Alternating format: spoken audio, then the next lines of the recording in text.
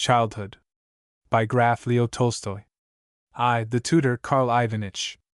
On the 12th of August 18, just 3 days after my 10th birthday, when I had been given such wonderful presents, I was awakened at 7 o'clock in the morning by Karl Ivanitch slapping the wall close to my head with a fly flap made of sugar paper and a stick.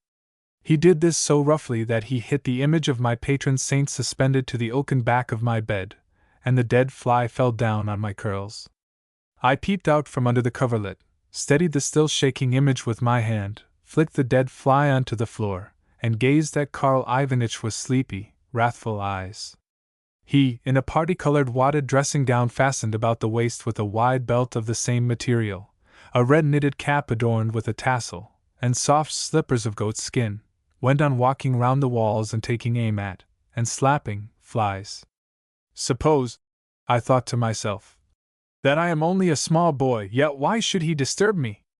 Why does he not go killing flies around Wulada's bed? No, Wulada is older than I, and I am the youngest of the family, so he torments me. That is what he thinks of all day long, how to tease me.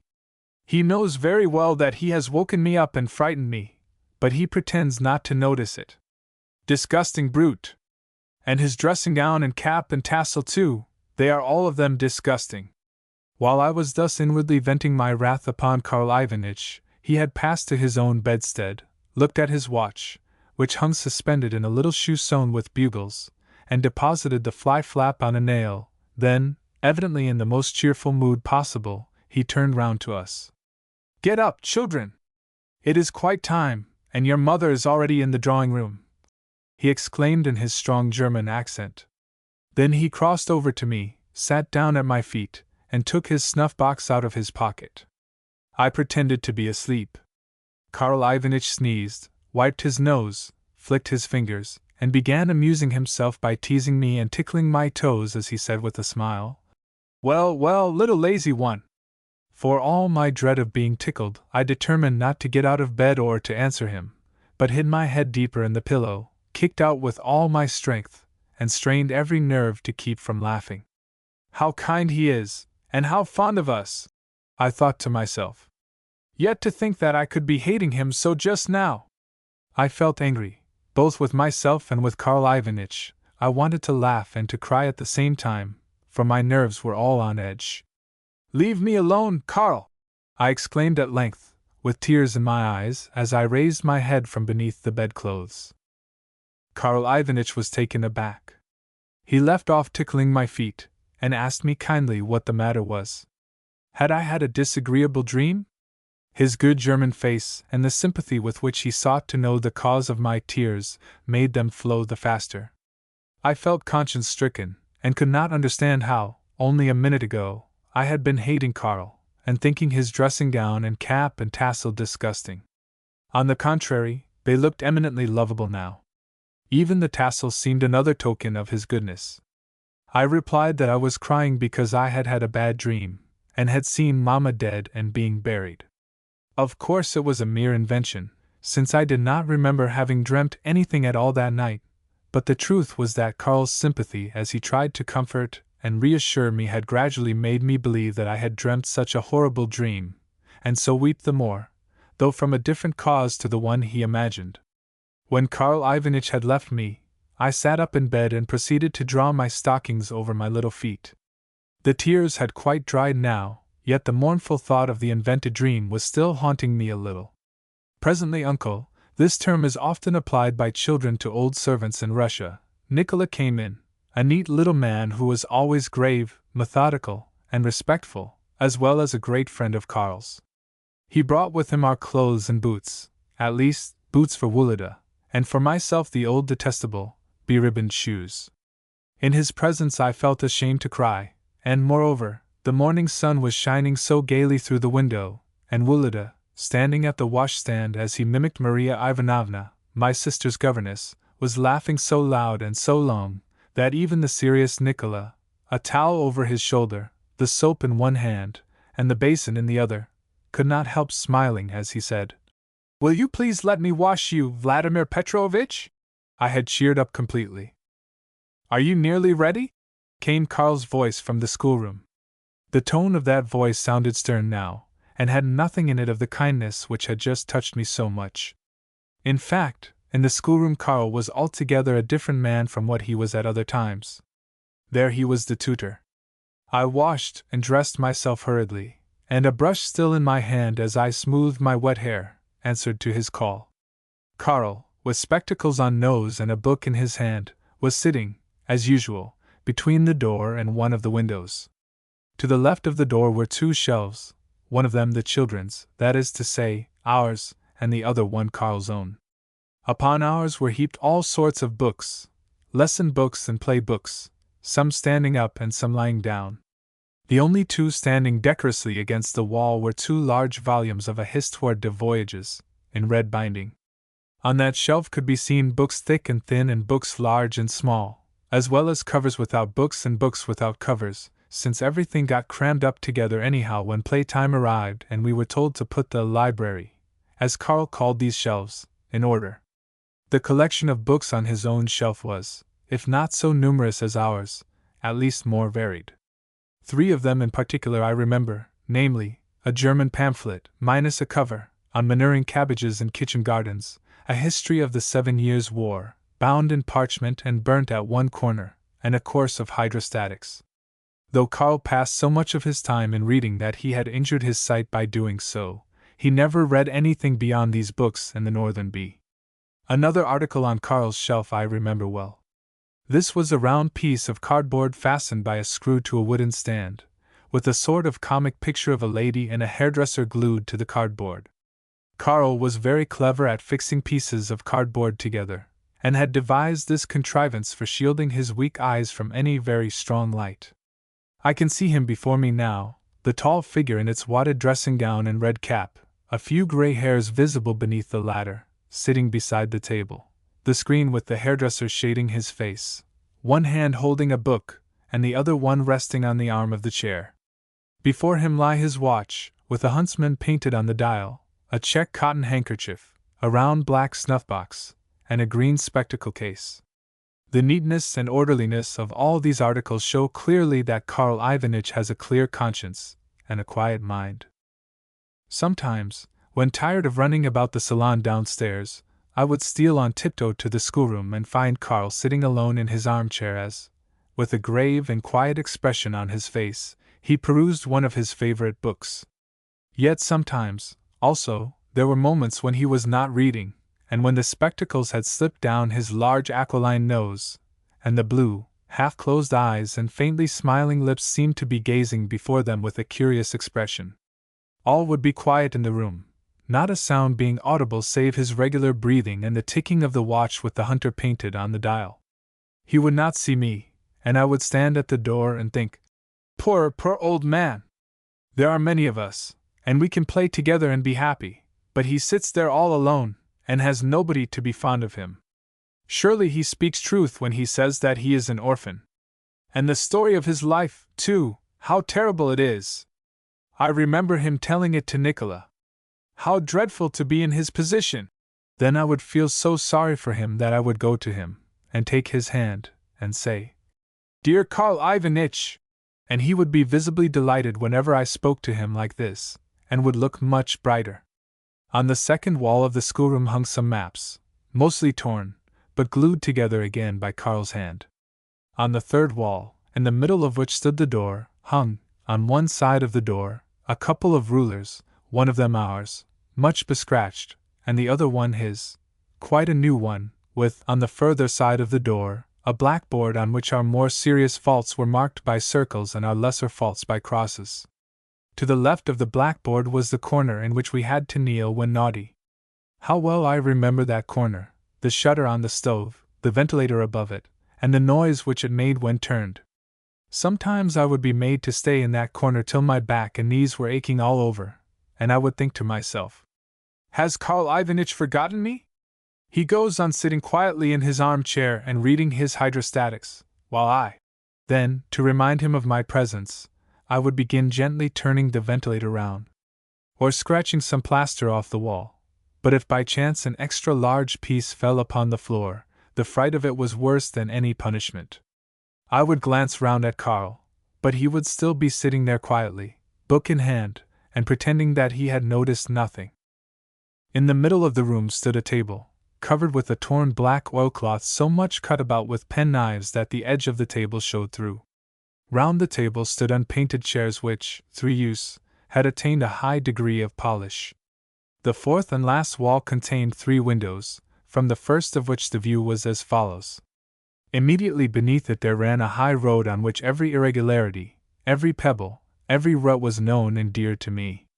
Beside the road stretched a row of lime trees, through which glimpses could be caught of a wattled fence, with a meadow with farm buildings on one side of it and a wood on the other, the whole bounded by the keeper's hut at the further end of the meadow. The next window to the right overlooked the part of the terrace where the grown-ups of the family used to sit before luncheon. Sometimes, when Karl was correcting our exercises, I would look out of that window and see Mamma's dark hair and the backs of some persons with her, and hear the murmur of their talking and laughter.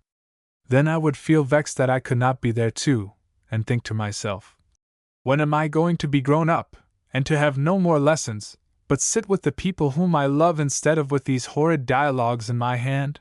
Then my anger would change to sadness, and I would fall into such a reverie that I never heard Karl when he scolded me for my mistakes. At last, on the morning of which I am speaking, Karl Ivanitch took off his dressing gown, put on his blue frock coat with its creased and crumpled shoulders, adjusted his tie before the looking-glass, and took us down to greet Mamma. "To Mamma." Mamma was sitting in the drawing-room and making tea. In one hand she was holding the teapot, while with the other one she was drawing water from the urn and letting it drip into the tray. Yet though she appeared to be noticing what she doing, in reality she noted neither this fact nor our entry. However vivid be one's recollection of the past, any attempt to recall the features of a beloved being shows them to one's vision as through a mist of tears, dim and blurred. Those tears are the tears of the imagination. When I try to recall Mamma as she was then, I see, true, her brown eyes, expressive always of love and kindness, the small mole on her neck below where the small hairs grow, her white embroidered collar, and the delicate, fresh hand which so often caressed me, and which I so often kissed, but her general appearance escapes me altogether. To the left of the sofa stood an English piano, at which my dark-haired sister Lubotshka was sitting and playing with manifest effort, for her hands were rosy from a recent washing in cold water, Clementi's Etudes. Then 11 years old, she was dressed in a short cotton frock and white lace-frilled trousers, and could take her octaves only in arpeggio. Beside her was sitting Maria Ivanovna, in a cap adorned with pink ribbons and a blue shawl. Her face was red and cross, and it assumed an expression even more severe when Karl Ivanitch entered the room. Looking angrily at him without answering his bow, she went on beating time with her foot and counting 1, 2, 3, 1, 2, 3, more loudly and commandingly than ever. Karl Ivanitch paid no attention to this rudeness, but went, as usual, with German politeness to kiss Mamma's hand. She drew herself up, shook her head as though by the movement to chase away sad thoughts from her, and gave Karl her hand, kissing him on his wrinkled temple as he bent his head in salutation. "I thank you, dear Karl Ivanitch," she said in German, and then, still using the same language, asked him how we, the children, had slept. Karl Ivanitch was deaf in one ear, and the added noise of the piano now prevented him from hearing anything at all. He moved nearer to the sofa, and leaning one hand upon the table and lifting his cap above his head, said with a smile which in those days always seemed to me the perfection of politeness, "You will excuse me, will you not, Natalia Nikolaevna?" The reason for this was that, to avoid catching cold, Karl never took off his red cap, but invariably asked permission, on entering the drawing-room, to retain it on his head. "Yes, pray replace it, Karl Ivanitch," said Mamma, bending towards him and raising her voice. "But I asked you whether the children had slept well?" Still he did not hear, but, covering his bald head again with the red cap, went on smiling more than ever. "Stop a moment, Mimi," said Mamma, now smiling also, to Maria Ivanovna. "It is impossible to hear anything." How beautiful Mamma's face was when she smiled! It made her so infinitely more charming, and everything around her seemed to grow brighter. If in the more painful moments of my life I could have seen that smile before my eyes, I should never have known what grief is. In my opinion, it is in the smile of a face that the essence of what we call beauty lies. If the smile heightens the charm of the face, then the face is a beautiful one. If the smile does not alter the face, then the face is an ordinary one. But if the smile spoils the face, then the face is an ugly one indeed. Mamma took my head between her hands, bent it gently backwards, looked at me gravely, and said, "You have been crying this morning?" I did not answer. She kissed my eyes, and said again in German, "Why did you cry?" When talking to us with particular intimacy, she always used this language, which she knew to perfection. "I cried about a dream, Mamma," I replied, remembering the invented vision, and trembling involuntarily at the recollection. Karl Ivanitch confirmed my words, but said nothing as to the subject of the dream. Then, after a little conversation on the weather, in which Mimi also took part, Mamma laid some lumps of sugar on the tray for one or two of the more privileged servants, and crossed over to her embroidery frame, which stood near one of the windows. "Go to Papa now, children," she said, "and ask him to come to me before he goes to the home farm." Then the music, the counting, and the wrathful looks from Mimi began again, and we went off to see Papa. Passing through the room which had been known ever since Grandpapa's time as the pantry, we entered the study. Papa. He was standing near his writing table, and pointing angrily to some envelopes, papers, and little piles of coin upon it as he addressed some observations to the bailiff, Jakov Mikhailovich, who was standing in his usual place, that is to say, between the door and the barometer, and rapidly closing and unclosing the fingers of the hand which he held behind his back. The more angry Papa grew, the more rapidly did those fingers twirl, and when Papa ceased speaking they came to rest also. Yet, as soon as ever Jakov himself began to talk, they flew here, there, and everywhere with lightning rapidity. These movements always appeared to me an index of Jakov's secret thoughts, though his face was invariably placid, and expressive alike of dignity and submissiveness, as who should say, "I am right, yet let it be as you wish." On seeing us, Papa said, "Directly, wait a moment," and looked towards the door as a hint for it to be shut. "Gracious heavens! What can be the matter with you today, Jakov?" he went on with a hitch of one shoulder, a habit of his. "This envelope here with the 800 rubles enclosed." Jacob took out a set of tablets, put down 800, and remained looking at the figures while he waited for what was to come next. "Is for expenses during my absence. Do you understand? From the meal you ought to receive 1,000 rubles. Is not that so? And from the treasury mortgage you ought to receive some 8,000 rubles. From the hay, of which, according to your calculations, we shall be able to sell 7,000 poods, the pood equals 40 pounds. At 45 kopecks apiece there should come in 3,000. Consequently the sum total that you ought to have in hand soon is, how much? 12,000 rubles. Is that right?" "Precisely," answered Jakov. Yet by the extreme rapidity with which his fingers were twitching I could see that he had an objection to make. Papa went on. "Well, of this money you will send 10,000 rubles to the Petrovskoe local council. As for the money already at the office, you will remit it to me, and enter it as spent on this present date." Jakov turned over the tablet marked 12,000, and put down 21,000. Seeming, by his action, to imply that 12,000 rubles had been turned over in the same fashion as he had turned the tablet. "And this envelope with the enclosed money," concluded Papa, "you will deliver for me to the person to whom it is addressed." I was standing close to the table, and could see the address. It was to Karl Ivanitch Mayer. Perhaps Papa had an idea that I had read something which I ought not, for he touched my shoulder with his hand and made me aware, by a slight movement, that I must withdraw from the table. Not sure whether the movement was meant for a caress or a command, I kissed the large, sinewy hand which rested upon my shoulder. "Very well," said Jakov. "And what are your orders about the accounts for the money from Shabarovska?" Shabarovska was Mamma's village. "Only that they are to remain in my office, and not to be taken thence without my express instructions." For a minute or two Jakov was silent. Then his fingers began to twitch with extraordinary rapidity, and changing the expression of deferential vacancy with which he had listened to his orders for one of shrewd intelligence, he turned his tablets back and spoke. "Will you allow me to inform you, Peter Alexandrovich," he said, with frequent pauses between his words, "that, however much you wish it, it is out of the question to repay the local council now. You enumerated some items, I think, as to what ought to come in from the mortgage, the mill, and the hay." He jotted down each of these items on his tablets again as he spoke. "Yet I fear that we must have made a mistake somewhere in the accounts." Here he paused a while, and looked gravely at Papa. "How so?"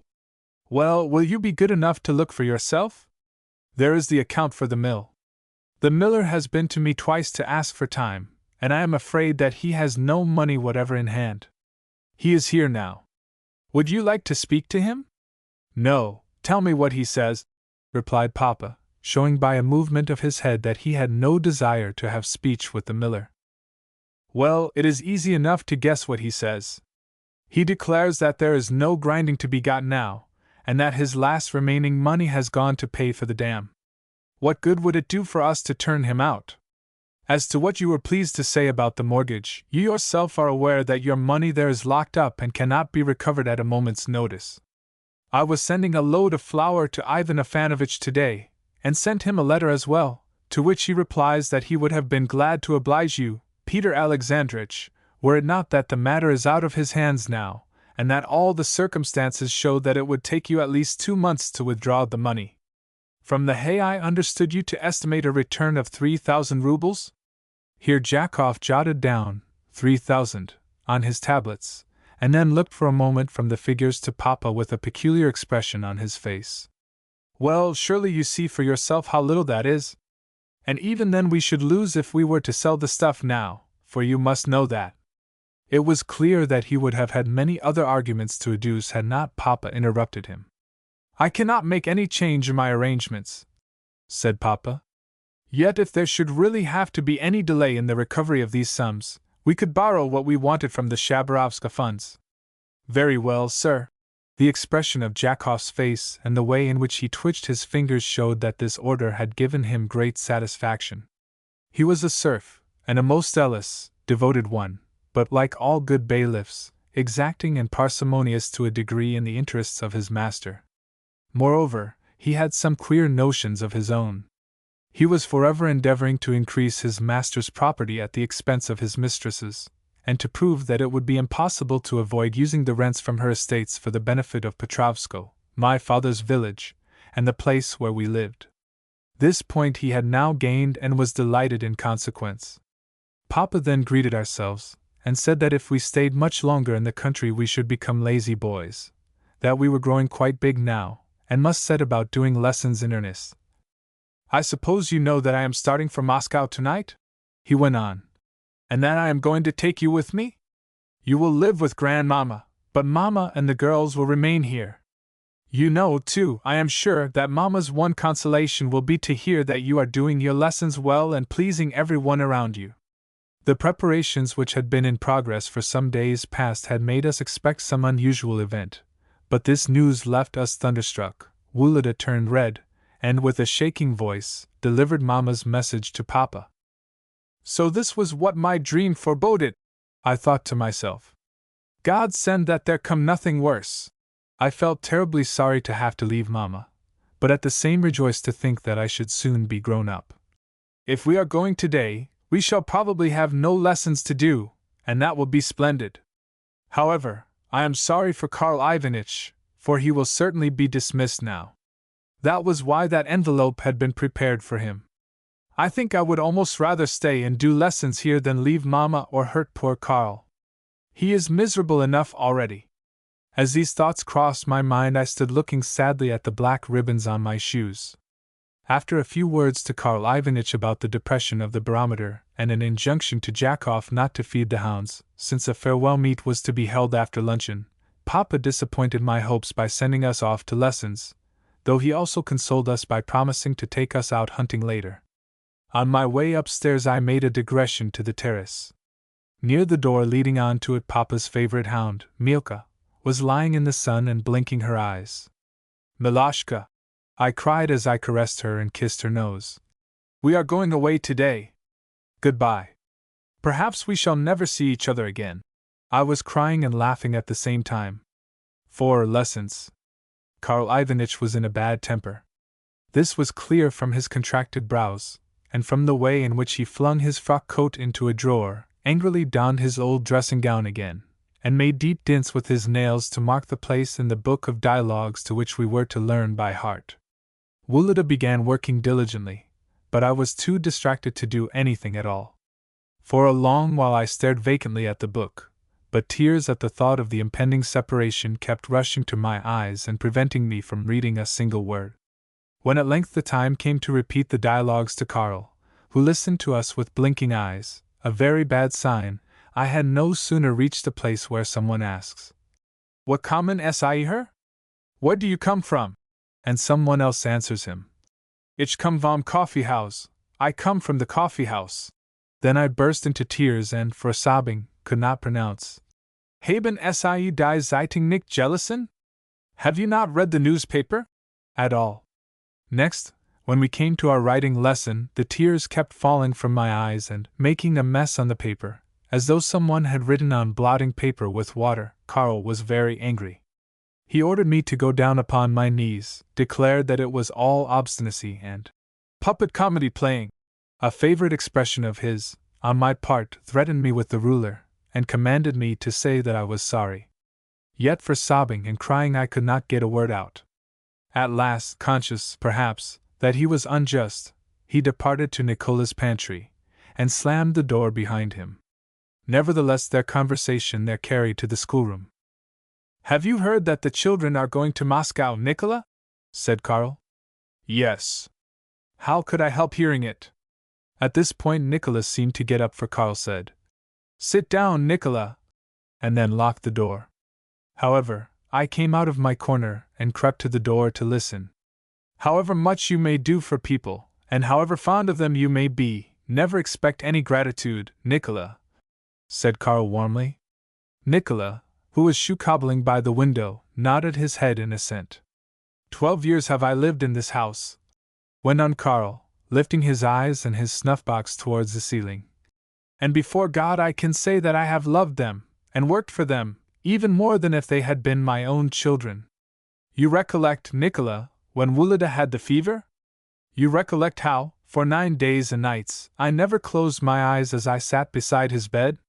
Yes, at that time I was the dear, good Karl Ivanitch, I was wanted then, but now—" and he smiled ironically. "The children are growing up, and must go to study in earnest. Perhaps they never learnt anything with me, Nikola? Eh?"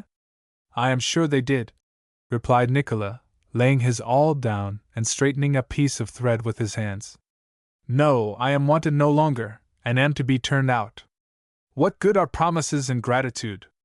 Natalia Nikolaevna," here he laid his hand upon his heart, "I love and revere, but what can I do here? Her will is powerless in this house." He flung a strip of leather on the floor with an angry gesture. "Yet I know who has been playing tricks here, and why I am no longer wanted. It is because I do not flatter and toady as certain people do. I am in the habit of speaking the truth in all places and to all persons," he continued proudly. "God be with these children, for my leaving them will benefit them little, whereas well, by God's help I may be able to earn a crust of bread somewhere. Nikola, eh?" Nikola raised his head and looked at Karl as though to consider whether he would indeed be able to earn a crust of bread, but he said nothing. Karl said a great deal more of the same kind, in particular how much better his services had been appreciated at a certain general's where he had formerly lived. I regretted to hear that. Likewise he spoke of Saxony, his parents, his friend the tailor, Skonheit, beauty, and so on. I sympathized with his distress, and felt dreadfully sorry that he and Papa, both of whom I loved about equally, had had a difference. Then I returned to my corner, crouched down upon my heels, and fell to thinking how a reconciliation between them might be effected. Returning to the study, Karl ordered me to get up and prepare to write from dictation. When I was ready he sat down with a dignified air in his armchair, and in a voice which seemed to come from a profound abyss began to dictate.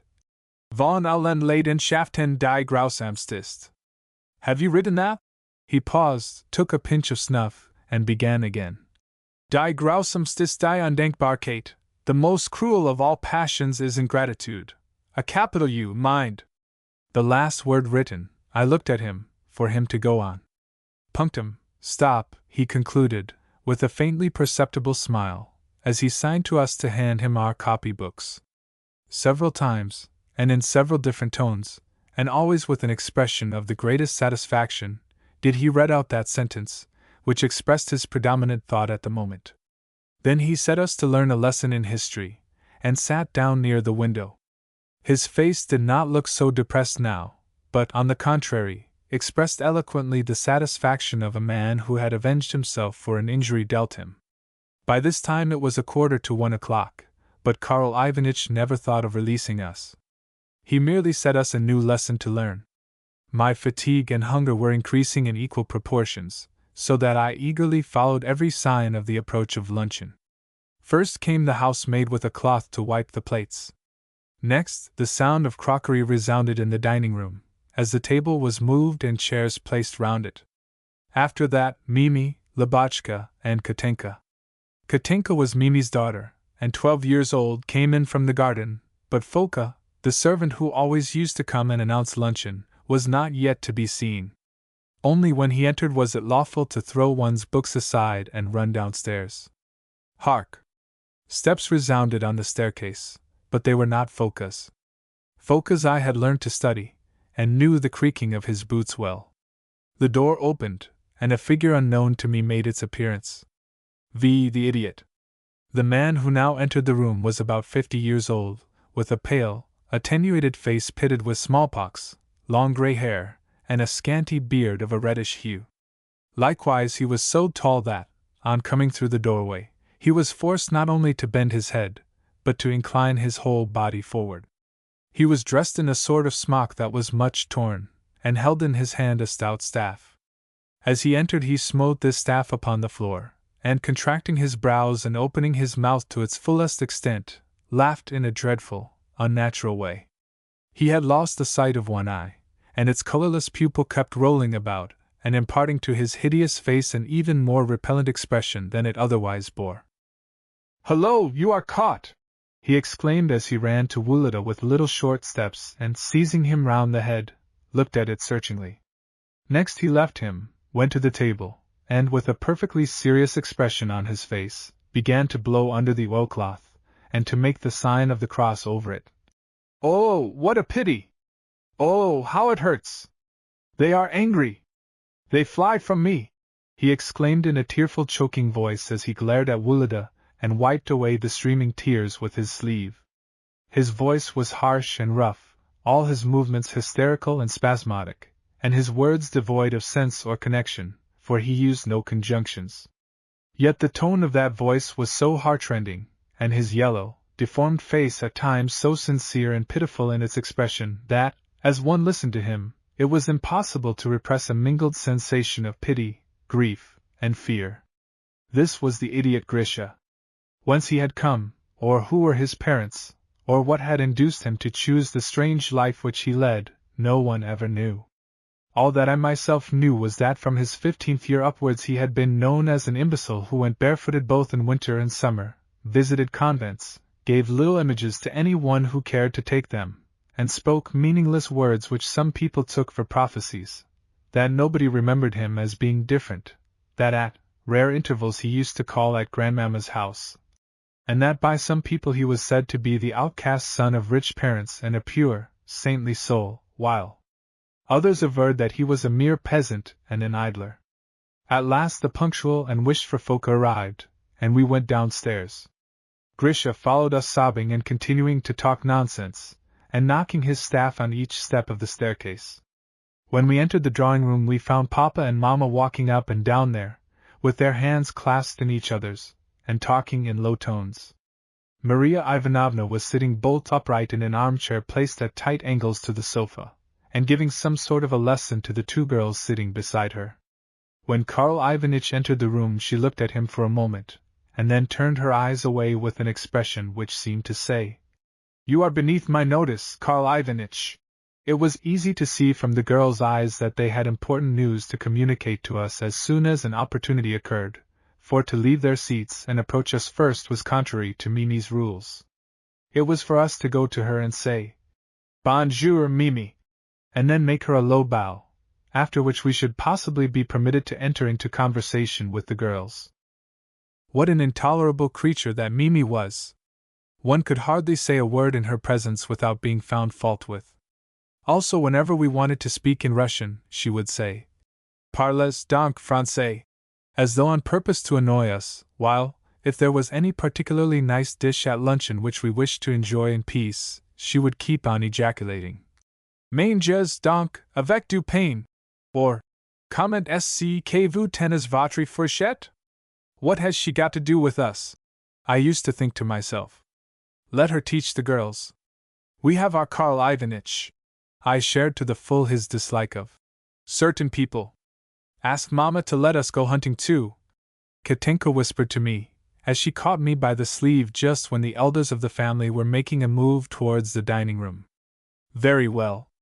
I will try.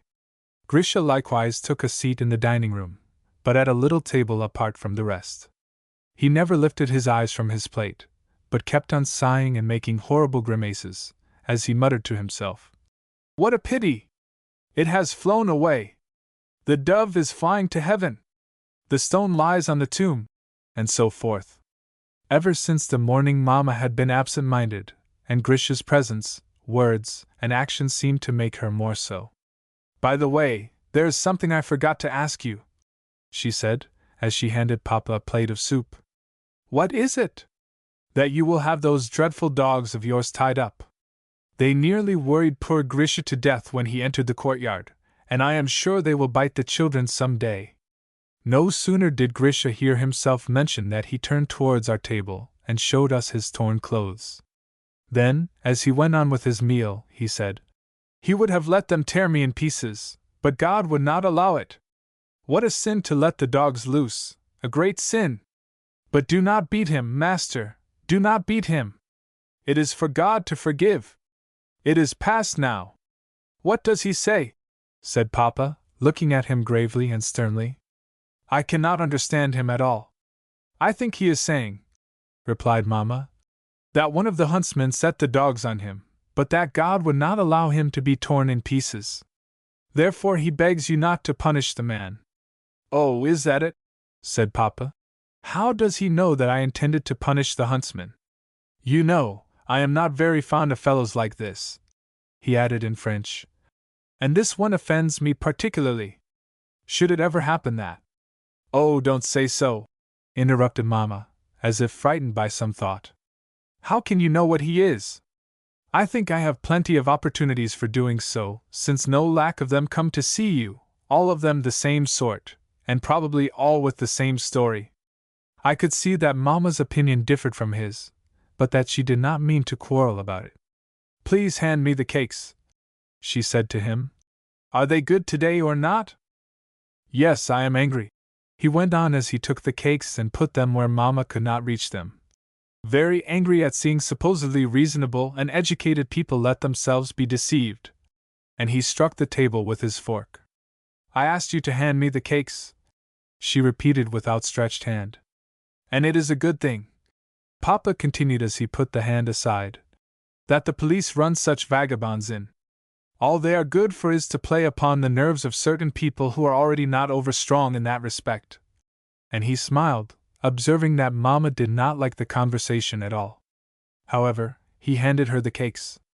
"All that I have to say," she replied, "is that one can hardly believe that a man who, though 60 years of age, goes barefooted winter and summer, and always wears chains of 2 pounds weight, and never accepts the offers made to him to live a quiet, comfortable life, it is difficult to believe that such a man should act thus out of laziness."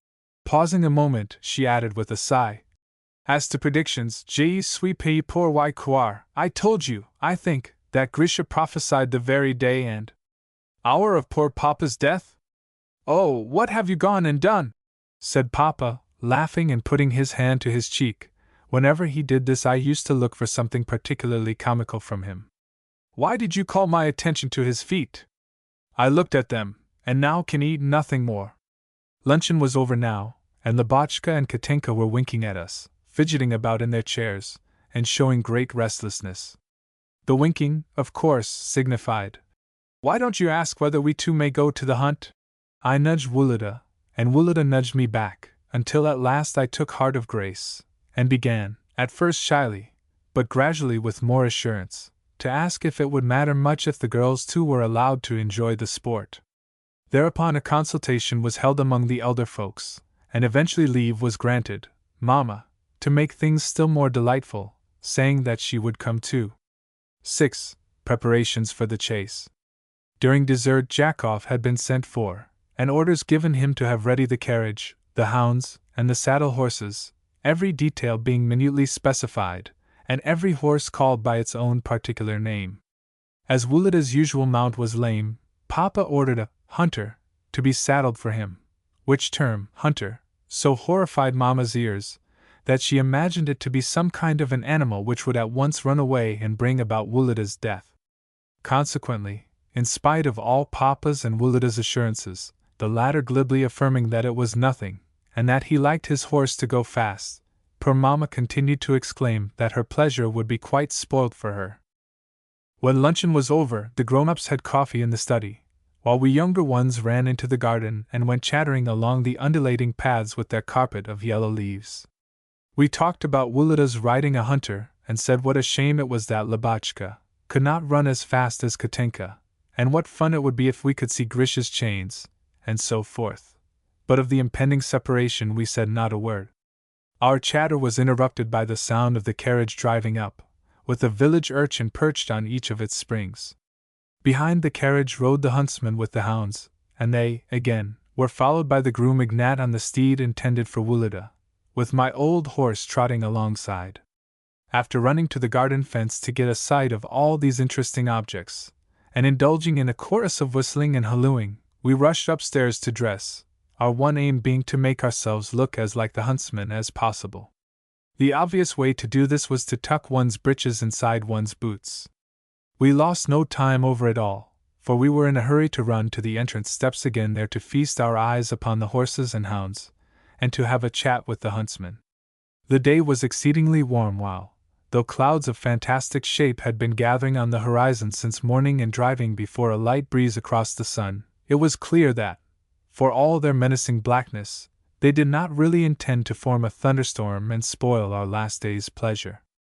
Moreover, towards afternoon some of them broke, grew pale and elongated, and sank to the horizon again, while others of them changed to the likeness of white transparent fish scales.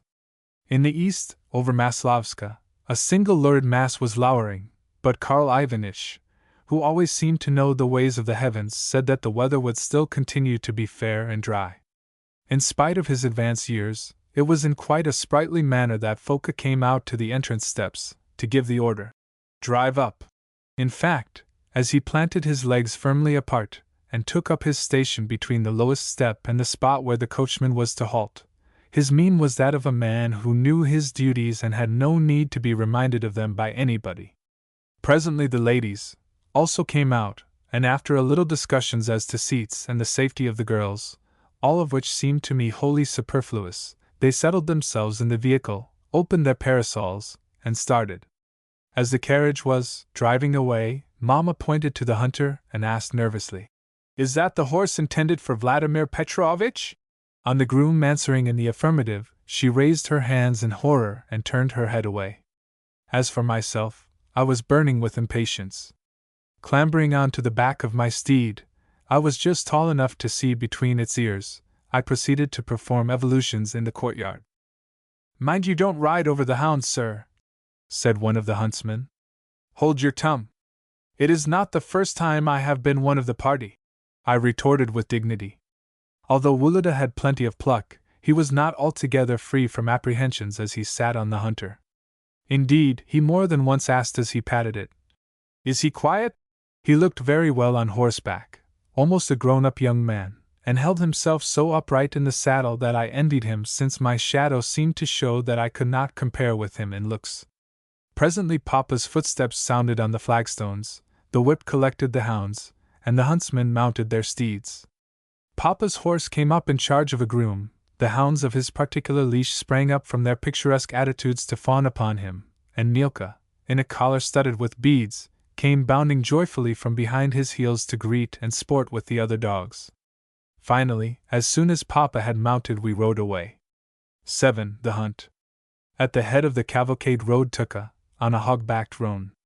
On his head he wore a shaggy cap, while, with a magnificent horn slung across his shoulders and a knife at his belt, he looked so cruel and inexorable that one would have thought he was going to engage in bloody strife with his fellow men rather than to hunt a small animal. Around the hind legs of his horse the hounds gamboled like a cluster of checkered, restless balls. If one of them wished to stop, it was only with the greatest difficulty that it could do so, since not only had its leash fellow also to be induced to halt, but at once one of the huntsmen would wheel round, crack his whip, and shout to the delinquent, "Back to the pack, there!" Arrived at a gate, Papa told us and the huntsman to continue our way along the road, and then rode off across a cornfield. The harvest was at its height. On the further side of a large, shining, yellow stretch of cornland lay a high purple belt of forest which always figured in my eyes as a distant, mysterious region behind which either the world ended or an uninhabited waste began. This expanse of cornland was dotted with swathes and reapers, while along the lanes where the sickle had passed could be seen the backs of women as they stooped among the tall, thick grain or lifted armfuls of corn and rested them against the shocks. In one corner a woman was bending over a cradle, and the whole stubble was studded with sheaves and cornflowers. In another direction shirt-sleeved men were standing on wagons, shaking the soil from the stalks of sheaves, and stacking them for carrying. As soon as the foreman, dressed in a blouse and high boots, and carrying a tally stick, caught sight of Papa, he hastened to take off his lamb's wool cap and, wiping his red head, told the women to get up. Papa's chestnut horse went trotting along with a prancing gait as it tossed its head and swished its tail to and fro to drive away the gadflies and countless other insects which tormented its flanks, while his two greyhounds, their tails curved like sickles, went springing gracefully over the stubble. Milka was always first, but every now and then she would halt with a shake of her head to await the whipper-in. The chatter of the peasants, the rumbling of horses and wagons, the joyous cries of quails, the hum of insects as they hung suspended in the motionless air, the smell of the soil and grain and steam from our horses, the thousand different lights and shadows which the burning sun cast upon the yellowish-white cornland, the purple forest in the distance, the white gossamer threads which were floating in the air or resting on the soil, all these things I observed and heard and felt to the core. Arrived at the Kalinova wood, we found the carriage awaiting us there, with, beside it, a one-horse wagonette driven by the butler, a wagonette in which were a tea-urn, some apparatus for making ices, and many other attractive boxes and bundles, all packed in straw. There was no mistaking these signs, for they meant that we were going to have tea, fruit, and ices in the open air. This afforded us intense delight, since to drink tea in a wood and on the grass and where none else had ever drunk tea before seemed to us a treat beyond expressing. When Tuka arrived at the little clearing where the carriage was halted, he took Papa's detailed instructions as to how we were to divide ourselves and where each of us was to go, though, as a matter of fact, he never acted according to such instructions, but always followed his own devices. Then he unleashed the hounds, fastened the leashes to his saddle, whistled to the pack, and disappeared among the young birch trees, the liberated hounds jumping about him in high delight, wagging their tails, and sniffing and gambolling with one another as they dispersed themselves in different directions. "Has anyone a pocket handkerchief to spare?" asked Papa. I took mine from my pocket and offered it to him. "Very well. Fasten it to this greyhound here." "Gazana?" I asked, with the air of a connoisseur. "Yes." "Then run him along the road with you. When you come to a little clearing in the woods, stop and look about you, and don't come back to me without a hair." Accordingly, I tied my handkerchief round Gazana's soft neck, and set off running at full speed towards the appointed spot, Papa laughing as he shouted after me, hurry up, or you'll be late." Every now and then Gazana kept stopping, pricking up his ears, and listening to the hallooing of the beaters. Whenever he did this I was not strong enough to move him, and could do no more than shout, "Come on, come on!" Presently he set off so fast that I could not restrain him, and I encountered more than one fall before we reached our destination.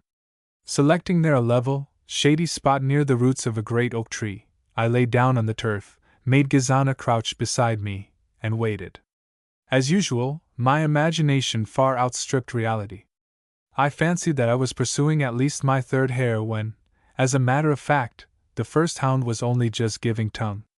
Presently, however, Tuka's voice began to sound through the wood in louder and more excited tones.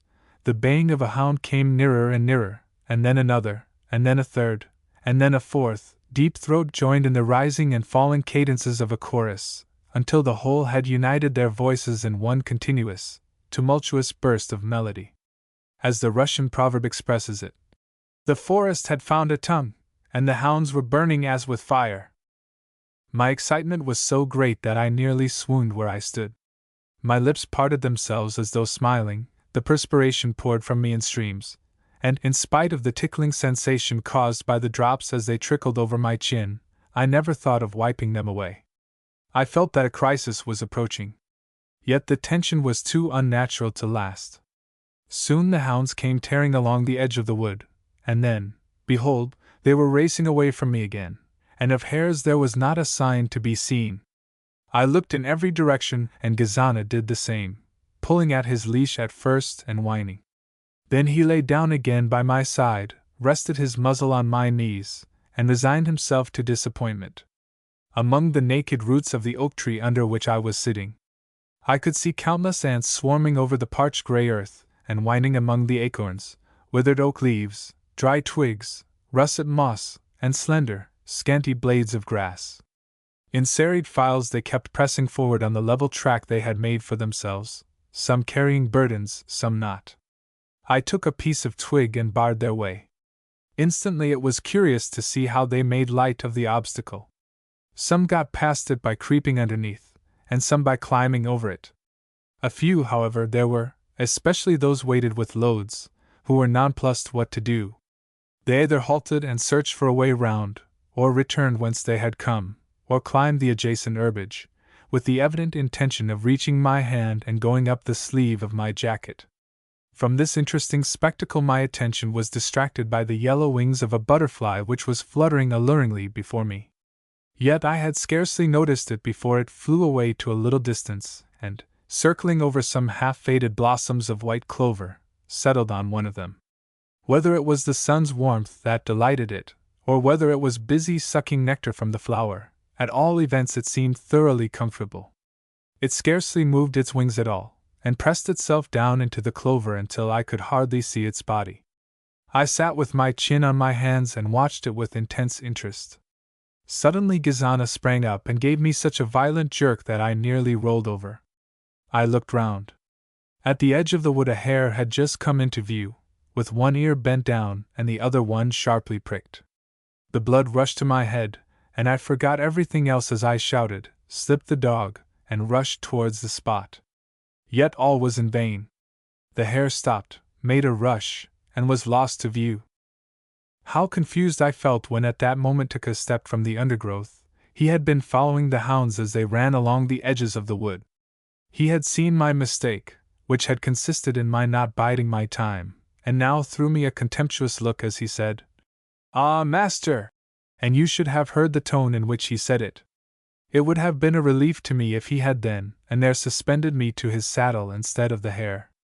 For a while I could only stand miserably where I was, without attempting to recall the dog, and ejaculate as I slapped my knees, "Good heavens! What a fool I was!" I could hear the hounds retreating into the distance, and baying along the further side of the wood as they pursued the hare, while Tuka rallied them with blasts on his gorgeous horn. Yet I did not stir. 8. We play games. The hunt was over. A cloth had been spread in the shade of some young birch trees, and the whole party was disposed around it. The butler, Gabriel, had stamped down the surrounding grass, wiped the plates in readiness, and unpacked from a basket a quantity of plums and peaches wrapped in leaves. Through the green branches of the young birch trees the sun glittered and threw little glancing balls of light upon the pattern of my napkin, my legs, and the bald moist head of Gabriel. A soft breeze played in the leaves of the trees above us, and breathing softly upon my hair and heated face, refreshed me beyond measure. When we had finished the fruit and ices, nothing remained to be done around the empty cloth, so, despite the oblique, scorching rays of the sun, we rose and proceeded to play. "Well, what shall it be?" said Lubotshka, blinking in the sunlight and skipping about the grass. "Suppose we play Robinson?" "No, that's a tiresome game," objected Wulida, stretching himself lazily on the turf and gnawing some leaves. "Always Robinson! If you want to play at something, play at building a summer house." Wulida was giving himself tremendous airs. Probably he was proud of having ridden the hunter, and so pretended to be very tired. Perhaps, also, he had too much hard-headedness and too little imagination fully to enjoy the game of Robinson. It was a game which consisted of performing various scenes from the Swiss Family Robinson, a book which we had recently been reading. "Well, but be a good boy. Why not try and please us this time?" the girls answered. "You may be Charles or Ernest or the father, whichever you like best," added Katenka as she tried to raise him from the ground by pulling at his sleeve. "No, I'm not going to. It's a tiresome game," said Wulida again, though smiling as if secretly pleased. "It would be better to sit at home than not to play at anything," murmured Lubotshka, with tears in her eyes. She was a great weeper. "Well, go on then. Only don't cry.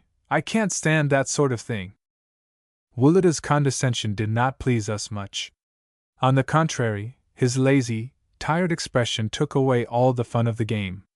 When we sat on the ground and imagined that we were sitting in a boat and either fishing or rowing with all our might, Wulida persisted in sitting with folded hands or in anything but a fisherman's posture. I made a remark about it, but he replied that, whether we moved our hands or not, we should neither gain nor lose ground, certainly not advance at all, and I was forced to agree with him. Again, when I pretended to go out hunting, and with a stick over my shoulder, set off into the wood, Wulida only lay down on his back with his hands under his head, and said that he supposed it was all the same whether he went or not. Such behavior and speeches cooled our ardor for the game and were very disagreeable, the more so since it was impossible not to confess to oneself that Wulida was right. I myself knew that it was not only impossible to kill birds with a stick, but to shoot at all with such a weapon. Still, it was the game, and if we were once to begin reasoning thus, it would become equally impossible for us to go for drives on chairs.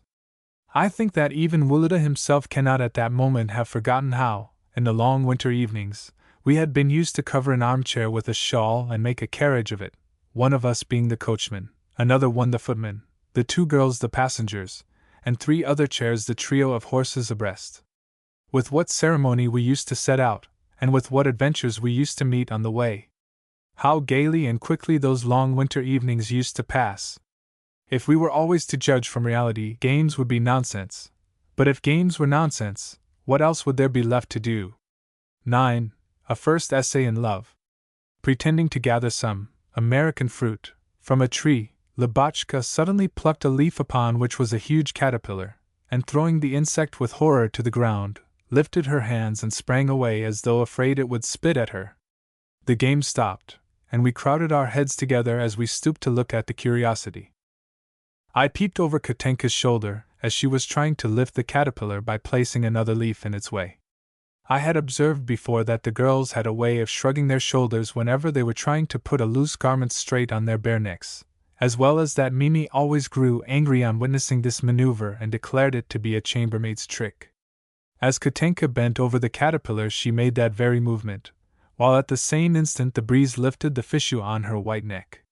Her shoulder was close to my lips. I looked at it and kissed it. She did not turn round, but Wulida remarked without raising his head, "What spooniness!" I felt the tears rising to my eyes, and could not take my gaze from Katenka. I had long been used to her fair, fresh face, and had always been fond of her, but now I looked at her more closely, and felt more fond of her than I had ever done or felt before. When we returned to the grown-ups, Papa informed us, to our great joy, that, at Mamma's entreaties, our departure was to be postponed until the following morning. We rode home beside the carriage, Wulida and I galloping near it, and vying with one another in our exhibition of horsemanship and daring. My shadow looked longer now than it had done before, and from that I judged that I had grown into a fine rider. Yet my complacency was soon marred by an unfortunate occurrence. Desiring to outdo Wulida before the audience in the carriage, I dropped a little behind. Then with whip and spur I urged my steed forward, and at the same time assumed a natural, graceful attitude, with the intention of hooting past the carriage on the side on which Katenka was seated. My only doubt was whether to halloo or not as I did so. In the event, my infernal horse stopped so abruptly when just level with the carriage horses that I was pitched forward on to its neck and cut a very sorry figure. The sort of man my father was. Papa was a gentleman of the last century, with all the chivalrous character, self-reliance, and gallantry of the youth of that time. Upon the men of the present day he looked with a contempt arising partly from inborn pride and partly from a secret feeling of vexation that, in this age of ours, he could no longer enjoy the influence and success which had been his in his youth. His two principal failings were gambling and gallantry, and he had won or lost, in the course of his career, several millions of rubles. Tall and of imposing figure, he walked with a curiously quick, mincing gait, as well as had a habit of hitching one of his shoulders. His eyes were small and perpetually twinkling, his nose large and aquiline, his lips irregular and rather oddly, though pleasantly, compressed, his articulations slightly defective and lisping, and his head quite bald. Such was my father's exterior from the days of my earliest recollection. It was an exterior which not only brought him success and made him a man of bon's fortunes, but one which pleased people of all ranks and stations. Especially did it please those whom he desired to please. At all junctures he knew how to take the lead, for, though not deriving from the highest circles of society, he had always mixed with them, and knew how to win their respect. He possessed in the highest degree that measure of pride and self-confidence which, without giving offense, maintains a man in the opinion of the world. He had much originality, as well as the ability to use it in such a way that it benefited him as much as actual worldly position or fortune could have done. Nothing in the universe could surprise him, and though not of eminent attainments in life, he seemed born to have acquired them. He understood so perfectly how to make both himself and others forget, and keep at a distance the seamy side of life, with all its petty troubles and vicissitudes, that it was impossible not to envy him. He was a connoisseur in everything which could give ease and pleasure, as well as knew how to make use of such knowledge. Likewise he prided himself on the brilliant connections which he had formed through my mother's family or through friends of his youth, and was secretly jealous of any one of a higher rank than himself, any one, that is to say, of a rank higher than a retired lieutenant of the guards. Moreover, like all ex-officers, he refused to dress himself in the prevailing fashion, though he attired himself both originally and artistically, his invariable wear being light, loose-fitting suits, very fine shirts, and large collars and cuffs. Everything seemed to suit his upright figure and quiet, assured air. He was sensitive to the pitch of sentimentality, and when reading a pathetic passage, his voice would begin to tremble and the tears to come into his eyes, until he had to lay the book aside. Likewise he was fond of music, and could accompany himself on the piano as he sang the love songs of his Frenda, or gypsy songs or themes from operas. But he had no love for serious music, and would frankly flout received opinion by declaring that, whereas Beethoven's sonatas wearied him and sent him to sleep, his ideal of beauty was, "Do not wake me, youth," as Simonov sang it, or not one, as the gypsy Tanincha rendered that ditty. His nature was essentially one of those which follow public opinion concerning what is good, and consider only that good which the public declares to be so.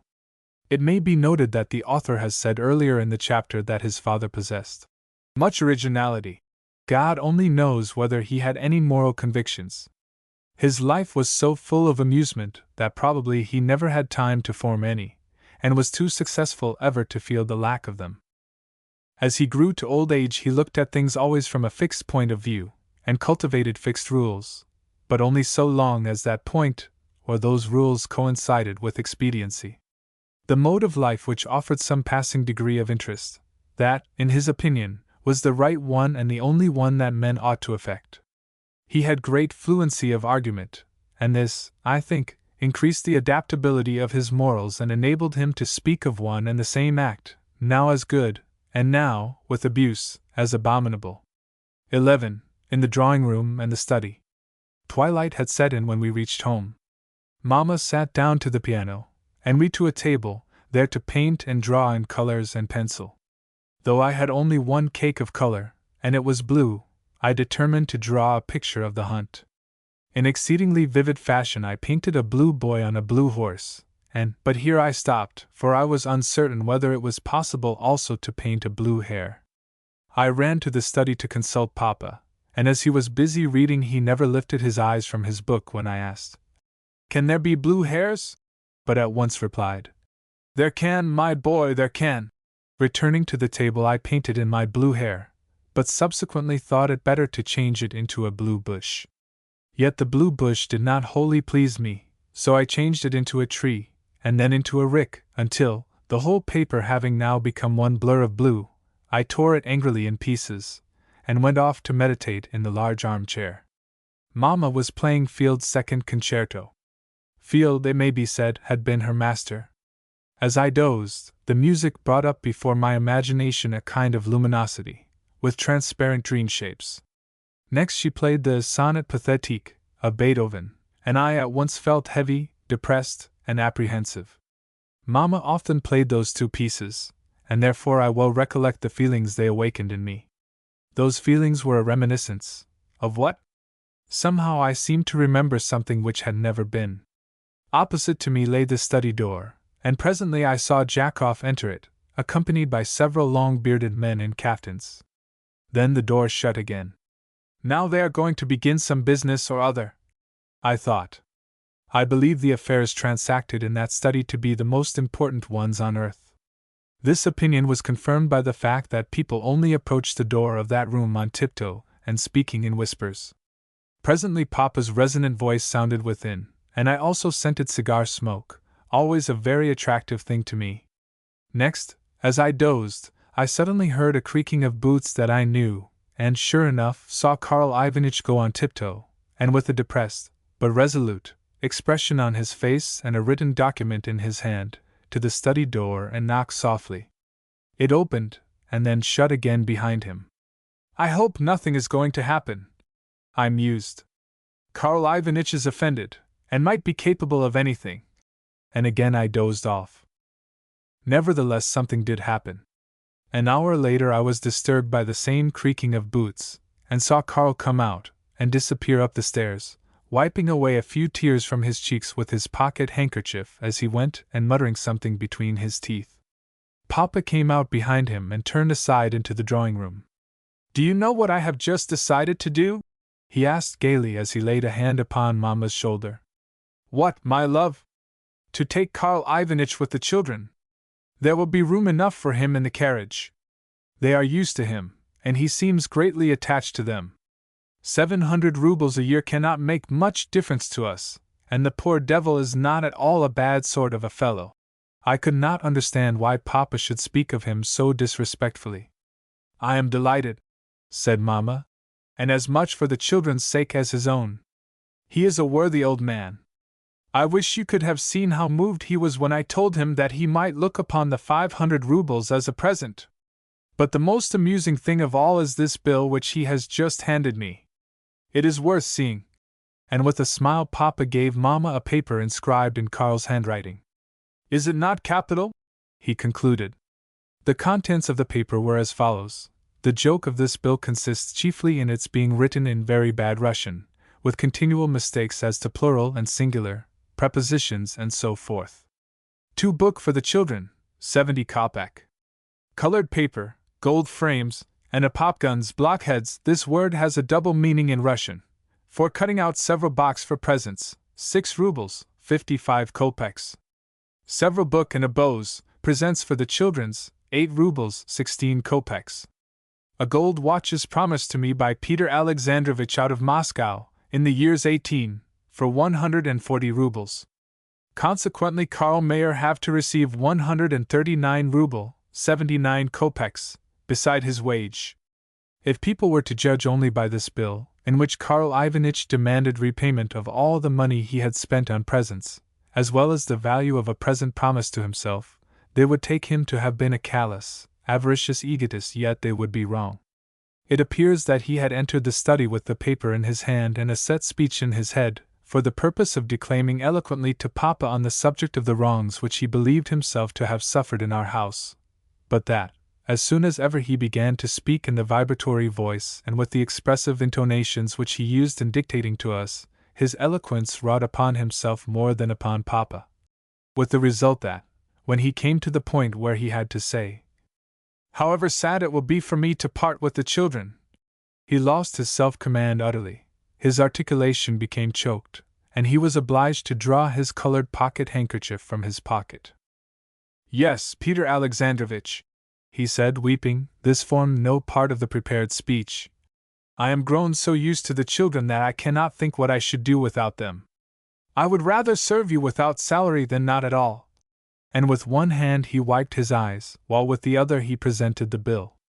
Although I am convinced that at that moment Karl Ivanitch was speaking with absolute sincerity, for I know how good his heart was, I confess that never to this day have I been able quite to reconcile his words with the bill. "Well, if the idea of leaving us grieves you, you may be sure that the idea of dismissing you grieves me equally," said Papa, tapping him on the shoulder. Then, after a pause, he added, "But I have changed my mind, and you shall not leave us." Just before supper Grisha entered the room. Ever since he had entered the house that day he had never ceased to sigh and weep, a portent, according to those who believed in his prophetic powers, that misfortune was impending for the household. He had now come to take leave of us, for tomorrow, so he said, he must be moving on. I nudged Wulida, and we moved towards the door. "What is the matter?" he said. "This, that if we want to see Grisha's chains we must go upstairs at once to the menservants' rooms. Grisha is to sleep in the second one, so we can sit in the storeroom and see everything." "All right. Wait here, and I'll tell the girls." The girls came at once, and we ascended the stairs, though the question as to which of us should first enter the storeroom gave us some little trouble. Then we cowered down and waited. 12. Grisha. We all felt a little uneasy in the thick darkness, so we pressed close to one another and said nothing. Before long Grisha arrived with his soft tread, carrying in one hand his staff and in the other a tallow candle set in a brass candlestick. We scarcely ventured to breathe. "Our Lord Jesus Christ! Holy Mother of God!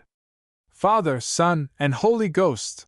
he kept repeating, with the different intonations and abbreviations which gradually become peculiar to persons who are accustomed to pronounce the words with great frequency. Still praying, he placed his staff in a corner and looked at the bed, after which he began to undress. Unfastening his old black girdle, he slowly divested himself of his torn nankeen kaftan, and deposited it carefully on the back of a chair. His face had now lost its usual disquietude and idiocy. On the contrary, it had in it something restful, thoughtful, and even grand, while all his movements were deliberate and intelligent. Next, he lay down quietly in his shirt on the bed, made the sign of the cross towards every side of him, and adjusted his chains beneath his shirt, an operation which, as we could see from his face, occasioned him considerable pain. Then he sat up again, looked gravely at his ragged shirt, and rising and taking the candle, lifted the latter towards the shrine where the images of the saints stood. That done, he made the sign of the cross again, and turned the candle upside down, when it went out with a hissing noise. Through the window, which overlooked the wood, the moon, nearly full, was shining in such a way that one side of the tall white figure of the idiot stood out in the pale, silvery moonlight, while the other side was lost in the dark shadow which covered the floor, walls, and ceiling. In the courtyard the watchman was tapping at intervals upon his brass alarm plate. For a while Grisha stood silently before the images and, with his large hands pressed to his breast and his head bent forward, gave occasional sighs. Then with difficulty he knelt down and began to pray. At first he repeated some well-known prayers, and only accented a word here and there. Next he repeated these same prayers, but louder and with increased accentuation. Lastly he repeated them again and with even greater emphasis, as well as with an evident effort to pronounce them in the old Slavonic church dialect. Though disconnected, his prayers were very touching. He prayed for all his benefactors, so he called every one who had received him hospitably, with, among them, Mamma and ourselves. Next he prayed for himself, and besought God to forgive him his sins, at the same time repeating, "God forgive also my enemies!" Then, moaning with the effort, he rose from his knees, only to fall to the floor again and repeat his phrases afresh. At last he regained his feet, despite the weight of the chains, which rattled loudly whenever they struck the floor. Wulida pinched me rudely in the leg, but I took no notice of that, except that I involuntarily touched the place with my hand, as I observed with a feeling of childish astonishment, pity, and respect the words and gestures of Grisha. Instead of the laughter and amusement which I had expected on entering the storeroom, I felt my heart beating and overcome. Grisha continued for some time in this state of religious ecstasy as he improvised prayers and repeated again and yet again, "Lord, have mercy upon me!" Each time that he said, "Pardon me, Lord, and teach me to do what thou wouldst have done," he pronounced the words with added earnestness and emphasis, as though he expected an immediate answer to his petition, and then fell to sobbing and moaning once more. Finally, he went down on his knees again, folded his arms upon his breast, and remained silent. I ventured to put my head round the door, holding my breath as I did so, but Grisha still made no movement except for the heavy sighs which heaved his breast. In the moonlight I could see a tear glistening on the white patch of his blind eye. "Yes, that will be done!" he exclaimed suddenly, with an expression which I cannot describe, as, prostrating himself with his forehead on the floor, he fell to sobbing like a child. Much sand has run out since then, many recollections of the past have faded from my memory or become blurred in indistinct visions, and poor Grisha himself has long since reached the end of his pilgrimage, but the impression which he produced upon me, and the feelings which he aroused in my breast, will never leave my mind. O truly Christian Grisha, your faith was so strong that you could feel the actual presence of God, your love so great that the words fell of themselves from your lips. You had no reason to prove them, for you did so with your earnest praises of His Majesty, as you fell to the ground speechless and in tears. Nevertheless, the sense of awe with which I had listened to Grisha could not last forever. I had now satisfied my curiosity, and being cramped with sitting in one position so long, desired to join in the tittering and fun which I could hear going on in the dark storeroom behind me. Someone took my hand and whispered, "Whose hand is this?" Despite the darkness, I knew by the touch and the low voice in my ear that it was Katenka. I took her by the arm, but she withdrew it, and in doing so, pushed a cane chair which was standing near. Grisha lifted his head, looked quietly about him, and muttering a prayer, rose and made the sign of the cross towards each of the four corners of the room. 13. Natalia Savishna. In days gone by there used to run about the seigneurial courtyard of the country house at Shabarovska a girl called Natashka. She always wore a cotton dress, went barefooted, and was rosy, plump, and gay. It was at the request and entreaties of her father, the clarionet player Savi, that my grandfather had taken her upstairs, that is to say, made her one of his wife's female servants. As chambermaid, Natashka so distinguished herself by her zeal and amiable temper that when Mama arrived as a baby and required a nurse, Natashka was honored with the charge of her. In this new office the girl earned still further praises and rewards for her activity, trustworthiness, and devotion to her young mistress. Soon, however, the powdered head and buckled shoes of the young and active footman Foka, who had frequent opportunities of courting her, since they were in the same service, captivated her unsophisticated, but loving, heart. At last she ventured to go and ask my grandfather if she might marry Foka, but her master took the request in bad part, flew into a passion, and punished poor Natashka by exiling her to a farm which he owned in a remote quarter of the steppes. At length, when she had been gone 6 months and nobody could be found to replace her, she was recalled to her former duties. Returned, and with her dress in rags, she fell at Grandpapa's feet, and besought him to restore her his favor and kindness, and to forget the folly of which she had been guilty, folly which, she assured him, should never recur again. And she kept her word. From that time forth she called herself, not Natashka, but Natalia Savishna, and took to wearing a cap. All the love in her heart was now bestowed upon her young charge. When Mama had a governess appointed for her education, Natalia was awarded the keys as housekeeper, and henceforth had the linen and provisions under her care. These new duties she fulfilled with equal fidelity and zeal. She lived only for her master's advantage. Everything in which she could detect fraud, extravagance, or waste she endeavored to remedy to the best of her power. When Mamma married and wished in some way to reward Natalia Savishna for her 20 years of care and labor, she sent for her and, voicing in the tenderest terms her attachment and love, presented her with a stamped charter of her, Natalia's, freedom. It will be remembered that this was in the days of serfdom, telling her at the same time that, whether she continued to serve in the household or not, she should always receive an annual pension of 300 rubles. Natalia listened in silence to this. Then, taking the document in her hands and regarding it with a frown, she muttered something between her teeth, and darted from the room, slamming the door behind her. Not understanding the reason for such strange conduct, Mamma followed her presently to her room, and found her sitting with streaming eyes on her trunk, crushing her pocket handkerchief between her fingers, and looking mournfully at the remains of the document, which was lying torn to pieces on the floor. "What is the matter, dear Natalia Savishna?" said Mamma, taking her hand. "Nothing, ma'am," she replied. Only I must have displeased you somehow, since you wish to dismiss me from the house. Well, I will go." She withdrew her hand and, with difficulty restraining her tears, rose to leave the room, but Mamma stopped her, and they wept a while in one another's arms. Ever since I can remember anything, I can remember Natalia Savishna and her love and tenderness, yet only now have I learned to appreciate them at their full value. In early days it never occurred to me to think what a rare and wonderful being this old domestic was. Not only did she never talk, but she seemed never even to think of herself. Her whole life was compounded of love and self-sacrifice.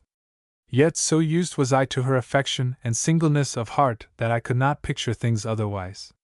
I never thought of thanking her or of asking myself, "Is she also happy? Is she also contented?" Often on some pretext or another I would leave my lessons and run to her room, where, sitting down, I would begin to muse aloud as though she were not there. She was forever mending something, or tidying the shelves which lined her room, or marking linen, so that she took no heed of the nonsense which I talked, how that I meant to become a general, to marry a beautiful woman, to buy a chestnut horse, to build myself a house of glass, to invite Karl Ivanitch's relatives to come and visit me from Saxony, and so forth, to all of which she would only reply, "Yes, my love, yes." Then, on my rising, and preparing to go, she would open a blue trunk which had pasted on the inside of its lid a colored picture of a hussar which had once adorned a pomade bottle and a sketch made by Wulida, and take from it a fumigation pastille, which she would light and shake for my benefit, saying, "These, dear, are the pastilles which your grandfather, now in heaven, brought back from Ochakov after fighting against the Turks." Then she would add with a sigh, "But this is nearly the last one." The trunks which filled her rooms seemed to contain almost everything in the world. Whenever anything was wanted, people said, "Oh, go and ask Natalia Savishna for it." And sure enough, it was seldom that she did not produce the object required and say, "See what comes of taking care of everything." Her trunks contained thousands of things which nobody in the house but herself would have thought of preserving. Once I lost my temper with her. This was how it happened. One day after luncheon I poured myself out a glass of kvass, and then dropped the decanter, and so stained the tablecloth. "Go and call Natalia, that she may come and see what her darling has done," said Mamma. Natalia arrived, and shook her head at me when she saw the damage I had done. But Mamma whispered something in her car, threw a look at myself, and then left the room. I was just skipping away, in the sprightliest mood possible, when Natalia darted out upon me from behind the door with the tablecloth in her hand, and catching hold of me, rubbed my face hard with the stained part of it, repeating, "Don't thou go and spoil tablecloths any more!" I struggled hard, and roared with temper. "What?" I said to myself as I fled to the drawing-room in a mist of tears. "To think that Natalia Savishna, just plain Natalia, should say thou to me and rub my face with a wet tablecloth as though I were a mere servant boy! It is abominable!" Seeing my fury, Natalia departed, while I continued to strut about and plan how to punish the bold woman for her offense. Yet not more than a few moments had passed when Natalia returned and, stealing to my side, began to comfort me. "Hush, then, my love. Do not cry. Forgive me my rudeness. It was wrong of me. You will pardon me, my darling, will you not? There, that's a dear." And she took from her handkerchief a cornet of pink paper containing 2 little cakes and a grape, and offered it me with a trembling hand. I could not look the kind old woman in the face, but turning aside took the paper, while my tears flowed the faster, though from love and shame now, not from anger. 14. The parting. On the day after the events described, the carriage and the luggage cart drew up to the door at noon. Nicola, dressed for the journey, with his breeches tucked into his boots and an old overcoat belted tightly about him with a girdle, got into the cart and arranged cloaks and cushions on the seats. When he thought that they were piled high enough, he sat down on them, but finding them still unsatisfactory, jumped up and arranged them once more. "Nicola Dimitrich, would you be so good as to take master's dressing case with you?" said Papa's valet, suddenly standing up in the carriage. "It won't take up much room." "You should have told me before, Michael Ivanitch," answered Nicola snappishly as he hurled a bundle with all his might to the floor of the cart. "Good gracious! Why, when my head is going round like a whirlpool, there you come along with your dressing case!" And he lifted his cap to wipe away the drops of perspiration from his sunburnt brow. The courtyard was full of bareheaded peasants in caftans or simple shirts, women clad in the national dress and wearing striped handkerchiefs, and barefooted little ones, the latter holding their mothers' hands or crowding round the entrance steps. All were chattering among themselves as they stared at the carriage. One of the postilions, an old man dressed in a winter cap and cloak, took hold of the pole of the carriage and tried it carefully, while the other postilion, a young man in a white blouse with pink gussets on the sleeves and a black lambswool cap which he kept cocking first on one side and then on the other, as he arranged his flaxen hair, laid his overcoat upon the box, slung the reins over it, and cracked his thonged whip as he looked now at his boots and now at the other driver's wear. They stood greasing the wheels of the cart, one driver lifting up each wheel in turn and the other driver applying the grease. Tired post horses of various hues stood lashing away flies with their tails near the gate, some stamping their great hairy legs, blinking their eyes, and dozing, some leaning wearily against their neighbors, and others cropping the leaves and stalks of dark green fern which grew near the entrance steps. Some of the dogs were lying panting in the sun, while others were slinking under the vehicles to lick the grease from the wheels. The air was filled with a sort of dusty mist, and the horizon was lilac-gray in color, though no clouds were to be seen. A strong wind from the south was raising volumes of dust from the roads and fields, shaking the poplars and birch trees in the garden, and whirling their yellow leaves away. I myself was sitting at a window, and waiting impatiently for these various preparations to come to an end. As we sat together by the drawing-room table, to pass the last few moments en famille, it never occurred to me that a sad moment was impending. On the contrary, the most trivial thoughts were filling my brain. Which driver was going to drive the carriage and which the cart? Which of us would sit with Papa, and which with Karl Ivanitch? Why must I be kept forever muffled up in a scarf and padded boots? Am I so delicate? Am I likely to be frozen? I thought to myself. I wish it would all come to an end, and we could take our seats and start. To whom shall I give the list of the children's linen? Asked Natalia Savishna of Mamma as she entered the room with a paper in her hand and her eyes red with weeping. Give it to Nicola, and then return to say good-bye to them, replied Mamma. The old woman seemed about to say something more, but suddenly stopped short, covered her face with her handkerchief, and left the room. Something seemed to prick at my heart when I saw that gesture of hers, but impatience to be off soon drowned all other feeling, and I continued to listen indifferently to Papa and Mamma as they talked together. They were discussing subjects which evidently interested neither of them. What must be bought for the house? What would Princess Sophia or Madame Julie say? Would the roads be good? And so forth. Foka entered, and in the same tone and with the same air as though he were announcing luncheon said, "The carriages are ready." I saw Mamma tremble and turn pale at the announcement, just as though it were something unexpected. Next, Foka was ordered to shut all the doors of the room. This amused me highly. As though we needed to be concealed from someone. When everyone else was seated, Foka took the last remaining chair. Scarcely, however, had he done so when the door creaked and everyone looked that way. Natalia Savishna entered hastily, and without raising her eyes, sat on the same chair as Foka. I can see them before me now, Foka's bald head and wrinkled, set face, and beside him, a bent, kind figure in a cap from beneath which a few gray hairs were straggling. The pair settled themselves together on the chair, but neither of them looked comfortable. I continued preoccupied and impatient. In fact, the 10 minutes during which we sat there with closed doors seemed to me an hour. At last everyone rose, made the sign of the cross, and began to say goodbye.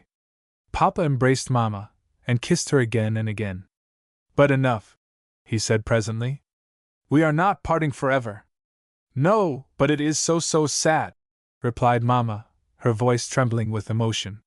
When I heard that faltering voice, and saw those quivering lips and tear-filled eyes, I forgot everything else in the world. I felt so ill and miserable that I would gladly have run away rather than bid her farewell. I felt, too, that when she was embracing Papa she was embracing us all. She clasped Wulida to her several times, and made the sign of the cross over him, after which I approached her, thinking that it was my turn. Nevertheless she took him again and again to her heart, and blessed him. Finally I caught hold of her, and clinging to her, wept, thinking of nothing in the world but my grief. As we passed out to take our seats, other servants pressed round us in the hall to say goodbye. Yet their requests to shake hands with us, their resounding kisses on our shoulders, the fashion in which inferiors salute their superiors in Russia, and the odor of their greasy heads only excited in me a feeling akin to impatience with these tiresome people. The same feeling made me bestow nothing more than a very cross kiss upon Natalia's cap when she approached to take leave of me. It is strange that I should still retain a perfect recollection of these servants' faces, and be able to draw them with the most minute accuracy in my mind, while Mamma's face and attitude escape me entirely. It may be that it is because at that moment I had not the heart to look at her closely. I felt that if I did so our mutual grief would burst forth too unrestrainedly. I was the first to jump into the carriage and to take one of the hinder seats. The high back of the carriage prevented me from actually seeing her, yet I knew by instinct that Mamma was still there. "Shall I look at her again or not?" I said to myself. "Well, just for the last time," and I peeped out towards the entrance steps. Exactly at that moment Mamma, moved by the same impulse, came to the opposite side of the carriage, and called me by name. Hearing her voice behind me, I turned round, but so hastily that our heads knocked together. She gave a sad smile, and kissed me convulsively for the last time. When we had driven away a few paces I determined to look at her once more. The wind was lifting the blue handkerchief from her head as, bent forward and her face buried in her hands, she moved slowly up the steps. Foka was supporting her. Papa said nothing as he sat beside me. I felt breathless with tears, felt a sensation in my throat as though I were going to choke. Just as we came out onto the open road I saw a white handkerchief waving from the terrace. I waved mine in return, and the action of so doing calmed me a little. I still went on crying, but the thought that my tears were a proof of my affection helped to soothe and comfort me. After a little while I began to recover, and to look with interest at objects which we passed and at the hindquarters of the led horse which was trotting on my side. I watched how it would swish its tail, how it would lift one hoof after the other, how the driver's thumb would fall upon its back, and how all its legs would then seem to jump together in the back band, with the rings on it, to jump too, the whole covered with the horse's foam. Then I would look at the rolling stretches of ripe corn, at the dark plowed fields where plows and peasants and horses with foals were working, at their footprints, and at the box of the carriage to see who was driving us, until, though my face was still wet with tears, my thoughts had strayed far from her with whom I had just parted, perhaps, forever. Yet ever and again something would recall her to my memory. I remembered too how, the evening before, I had found a mushroom under the birch trees, how Lubotshka had quarreled with Katinka as to whose it should be, and how they had both of them wept when taking leave of us. I felt sorry to be parted from them, and from Natalia Savishna, and from the Birch Tree Avenue, and from Foka. Yes, even the horrid Mimi I longed for. I long for everything at home. And poor Mama, the tears rushed to my eyes again. Yet even this mood passed away before long. 15. Childhood. Happy, happy, never returning time of childhood. How can we help loving and dwelling upon its recollections? They cheer and elevate the soul, and become to one a source of higher joys. Sometimes, when dreaming of bygone days, I fancy that, tired out with running about, I have sat down, as of old, in my high armchair by the tea-table. It is late, and I have long since drunk my cup of milk. My eyes are heavy with sleep as I sit there and listen. How could I not listen, seeing that Mama is speaking to somebody, and that the sound of her voice is so melodious and kind? How much its echoes recall to my heart! With my eyes veiled with drowsiness, I gaze at her wistfully. Suddenly she seems to grow smaller and smaller, and her face vanishes to a point, yet I can still see it, can still see her as she looks at me and smiles. Somehow it pleases me to see her grown so small. I blink and blink, yet she looks no larger than a boy reflected in the pupil of an eye. Then I rouse myself, and the picture fades. Once more I half close my eyes, and cast about to try and recall the dream, but it has gone. I rise to my feet, only to fall back comfortably into the armchair. There! You are failing asleep again, little Nicholas, says Mama. You had better go to bye-bye. No, I won't go to sleep, Mama, I reply, though almost inaudibly, for pleasant dreams are filling all my soul. The sound sleep of childhood is weighing my eyelids down, and for a few moments I sink into slumber and oblivion until awakened by someone. I feel in my sleep as though a soft hand were caressing me. I know it by the touch, and though still dreaming, I seize hold of it and press it to my lips. Everyone else has gone to bed, and only one candle remains burning in the drawing-room. Mama has said that she herself will wake me. She sits down on the arm of the chair in which I am asleep, with her soft hand stroking my hair, and I hear her beloved, well-known voice say in my ear, "Get up, my darling. It is time to go bye-bye." No envious gaze sees her now. She is not afraid to shed upon me the whole of her tenderness and love. I do not wake up, yet I kiss and kiss her hand. "Get up, then, my angel." She passes her other arm round my neck, and her fingers tickle me as they move across it. The room is quiet and in half-darkness, but the tickling has touched my nerves and I begin to awake. Mama is sitting near me, that I can tell, and touching me. I can hear her voice and feel her presence. This at last rouses me to spring up, to throw my arms around her neck, to hide my head in her bosom, and to say with a sigh, "Ah, dear, darling Mama, how much I love you!" She smiles her sad, enchanting smile, takes my head between her two hands, kisses me on the forehead, and lifts me on to her lap. "Do you love me so much, then?" she says. Then, after a few moments' silence, she continues, "And you must love me always, and never forget me. If your Mama should no longer be here, will you promise never to forget her, never, Nikolinka?" And she kisses me more fondly than ever. "Oh, but you must not speak so, darling Mama, my own darling Mama," I exclaim as I clasp her knees, and tears of joy and love fall from my eyes. How, after scenes like this, I would go upstairs, and stand before the icons, and say with a rapturous feeling, "God bless Papa and Mama," and repeat a prayer for my beloved mother which my childish lips had learnt to lisp the love of God and of her blending strangely in a single emotion. After saying my prayers I would wrap myself up in the bedclothes. My heart would feel light, peaceful, and happy, and one dream would follow another. Dreams of what? They were all of them vague, but all of them full of pure love and of a sort of expectation of happiness. I remember, too, that I used to think about Karl Ivanitch and his sad lot.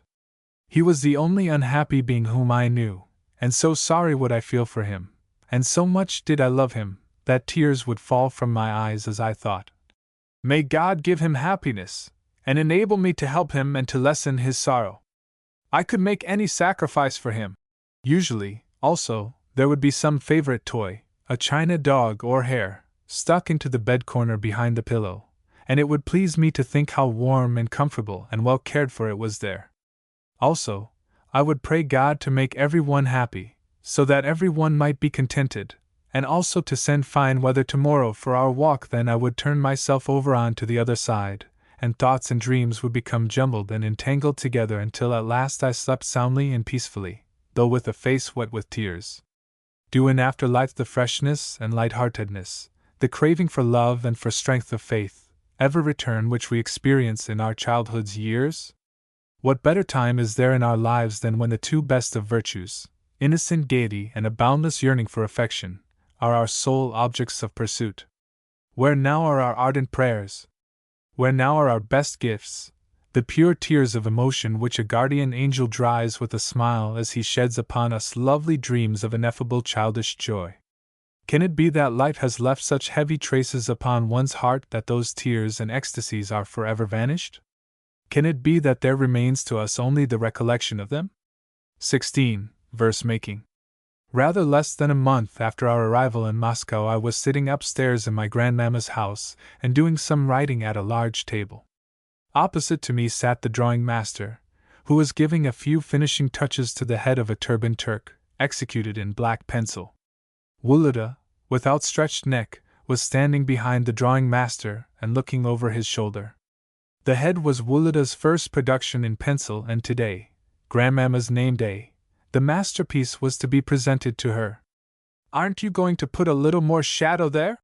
said Wuluda to the master as he raised himself on tiptoe and pointed to the Turk's neck.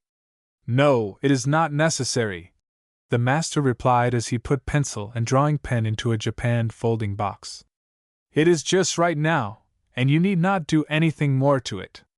As for you, Nikolinka," he added, rising and glancing askew at the Turk, "won't you tell us your great secret at last? What are you going to give your grandmamma? I think another head would be your best gift. But goodbye, gentlemen," and taking his hat and cardboard he departed. I too had thought that another head than the one at which I had been working would be a better gift, so, when we were told that Grandmamma's name day was soon to come round and that we must each of us have a present ready for her, I had taken it into my head to write some verses in honor of the occasion, and had forthwith composed 2 rhymed couplets, hoping that the rest would soon materialize. I really do not know how the idea, one so peculiar for a child, came to occur to me, but I know that I liked it vastly, and answered all questions on the subject of my gift by declaring that I should soon have something ready for Grandmamma, but was not going to say what it was. Contrary to my expectation, I found that, after the first 2 couplets executed in the initial heat of enthusiasm, even my most strenuous efforts refused to produce another one. I began to read different poems in our books, but neither Dmitriev nor Derzhavin could help me. On the contrary, they only confirmed my sense of incompetence. Knowing, however, that Karl Ivanitch was fond of writing verses, I stole softly upstairs to burrow among his papers, and found, among a number of German verses, some in the Russian language which seemed to have come from his own pen.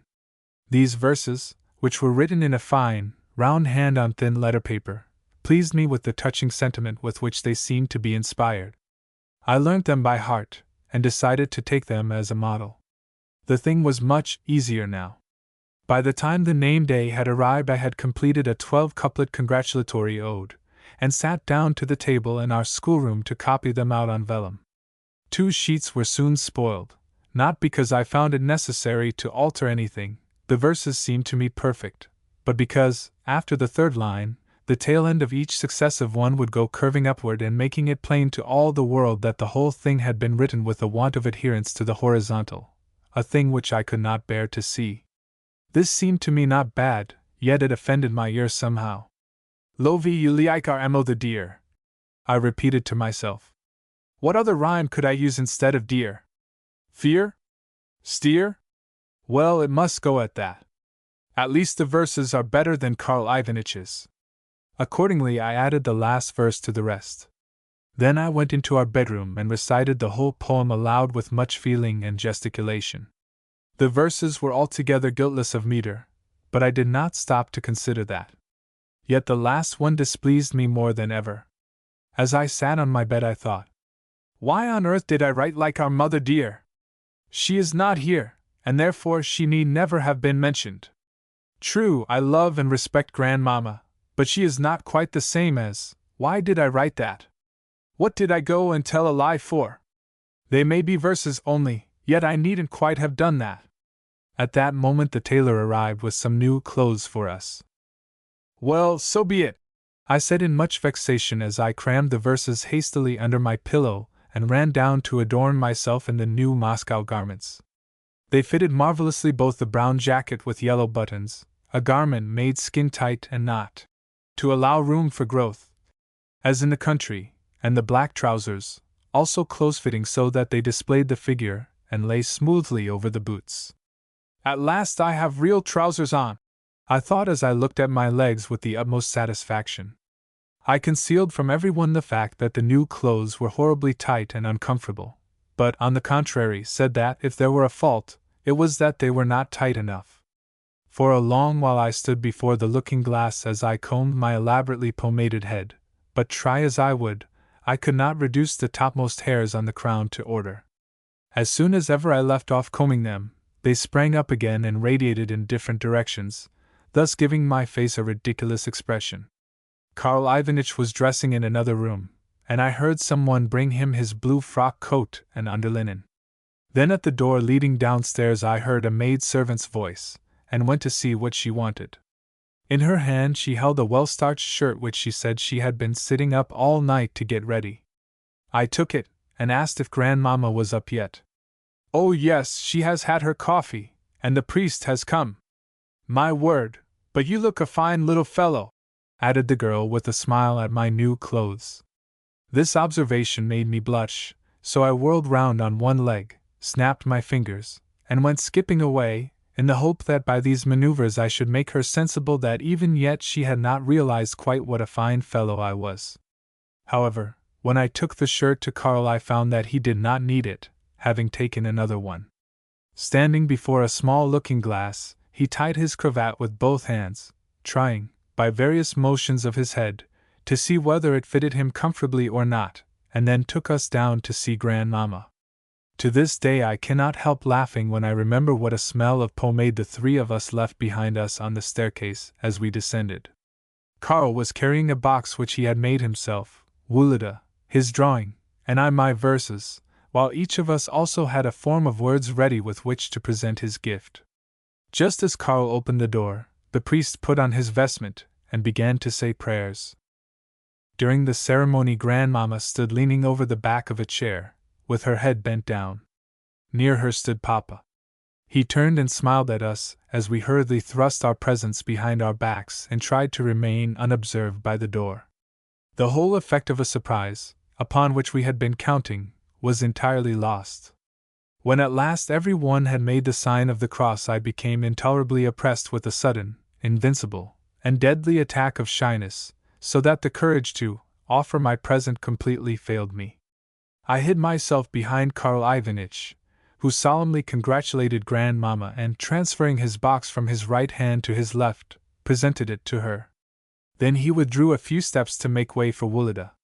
Grandmamma seemed highly pleased with the box, which was adorned with a gold border, and smiled in the most friendly manner in order to express her gratitude. Yet it was evident that she did not know where to set the box down, and this probably accounts for the fact that she handed it to Papa, at the same time bidding him observe how beautifully it was made. His curiosity satisfied, Papa handed the box to the priest, who also seemed particularly delighted with it, and looked with astonishment, first at the article itself, and then at the artist who could make such wonderful things. Then Wulida presented his Turk, and received a similarly flattering ovation on all sides. It was my turn now, and Grandmamma turned to me with her kindest smile. Those who have experienced what embarrassment is know that it is a feeling which grows in direct proportion to delay, while decision decreases in similar measure. In other words, the longer the condition lasts, the more invincible does it become, and the smaller does the power of decision come to be. My last remnants of nerve and energy had forsaken me while Karl and Wulida had been offering their presents, and my shyness now reached its culminating point. I felt the blood rushing from my heart to my head, one blush succeeding another across my face, and drops of perspiration beginning to stand out on my brow and nose. My ears were burning, I trembled from head to foot, and though I kept changing from one foot to the other, I remained rooted where I stood. "Well, Nikolinka, tell us what you have brought," said Papa. "Is it a box or a drawing?" There was nothing else to be done. With a trembling hand held out the folded, fatal paper, but my voice failed me completely and I stood before Grandmama in silence. I could not get rid of the dreadful idea that, instead of a display of the expected drawing, some bad verses of mine were about to be read aloud before everyone, and that the words, "Our mother dear," would clearly prove that I had never loved, but had only forgotten, her. How shall I express my sufferings when Grandmama began to read my poetry aloud?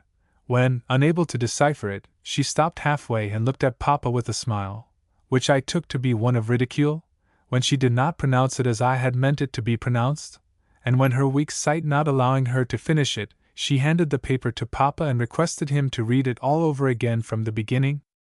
I fancied that she must have done this last because she did not like to read such a lot of stupid, crookedly written stuff herself, yet wanted to point out to Papa my utter lack of feeling. I expected him to slap me in the face with the verses and say, "You bad boy! So you have forgotten your mamma! Take that for it!" Yet nothing of the sort happened. On the contrary, when the whole had been read, Grandmama said, "Charming!" and kissed me on the forehead. Then our presents, together with 2 cambric pocket handkerchiefs and a snuff-box engraved with Mamma's portrait, were laid on the table attached to the great Voltairean armchair in which Grandmama always sat. "The Princess Barbara Ilinitcha," announced one of the 2 footmen who used to stand behind Grandmama's carriage, but Grandmama was looking thoughtfully at the portrait on the snuff-box, and returned no answer. "Shall I show her in, madam?" repeated the footman. 17. The Princess Kornakoff. "Yes, show her in," said Grandmama, settling herself as far back in her armchair as possible. The princess was a woman of about 45, small and delicate, with a shriveled skin and disagreeable, grayish-green eyes, the expression of which contradicted the unnaturally suave look of the rest of her face. Underneath her velvet bonnet, adorned with an ostrich feather, was visible some reddish hair, while against the unhealthy color of her skin her eyebrows and eyelashes looked even lighter and redder than they would otherwise have done. Yet, for all that, her animated movements, small hands, and peculiarly dry features communicated something aristocratic and energetic to her general appearance. She talked a great deal, and to judge from her eloquence, belonged to that class of persons who always speak as though someone were contradicting them, even though no one else may be saying a word. First she would raise her voice, then lower it, and then take on a fresh access of vivacity as she looked at the persons present, but not participating in the conversation, with an air of endeavoring to draw them into it. Although the princess kissed Grandmama's hand and repeatedly called her "my good aunt," I could see that Grandmama did not care much about her, for she kept raising her eyebrows in a peculiar way while listening to the princess's excuses why Prince Michael had been prevented from calling, and congratulating Grandmama, as he would like so much to have done. At length, however, she answered the princess's French with Russian, and with a sharp accentuation of certain words. "I am much obliged to you for your kindness," she said. "As for Prince Michael's absence, pray do not mention it. He has so much else to do. Besides, what pleasure could he find in coming to see an old woman like me?" Then, without allowing the princess time to reply, she went on. "How are your children, my dear?"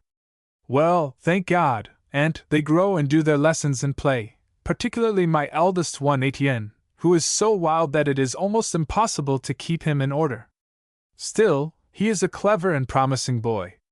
Would you believe it, cousin?"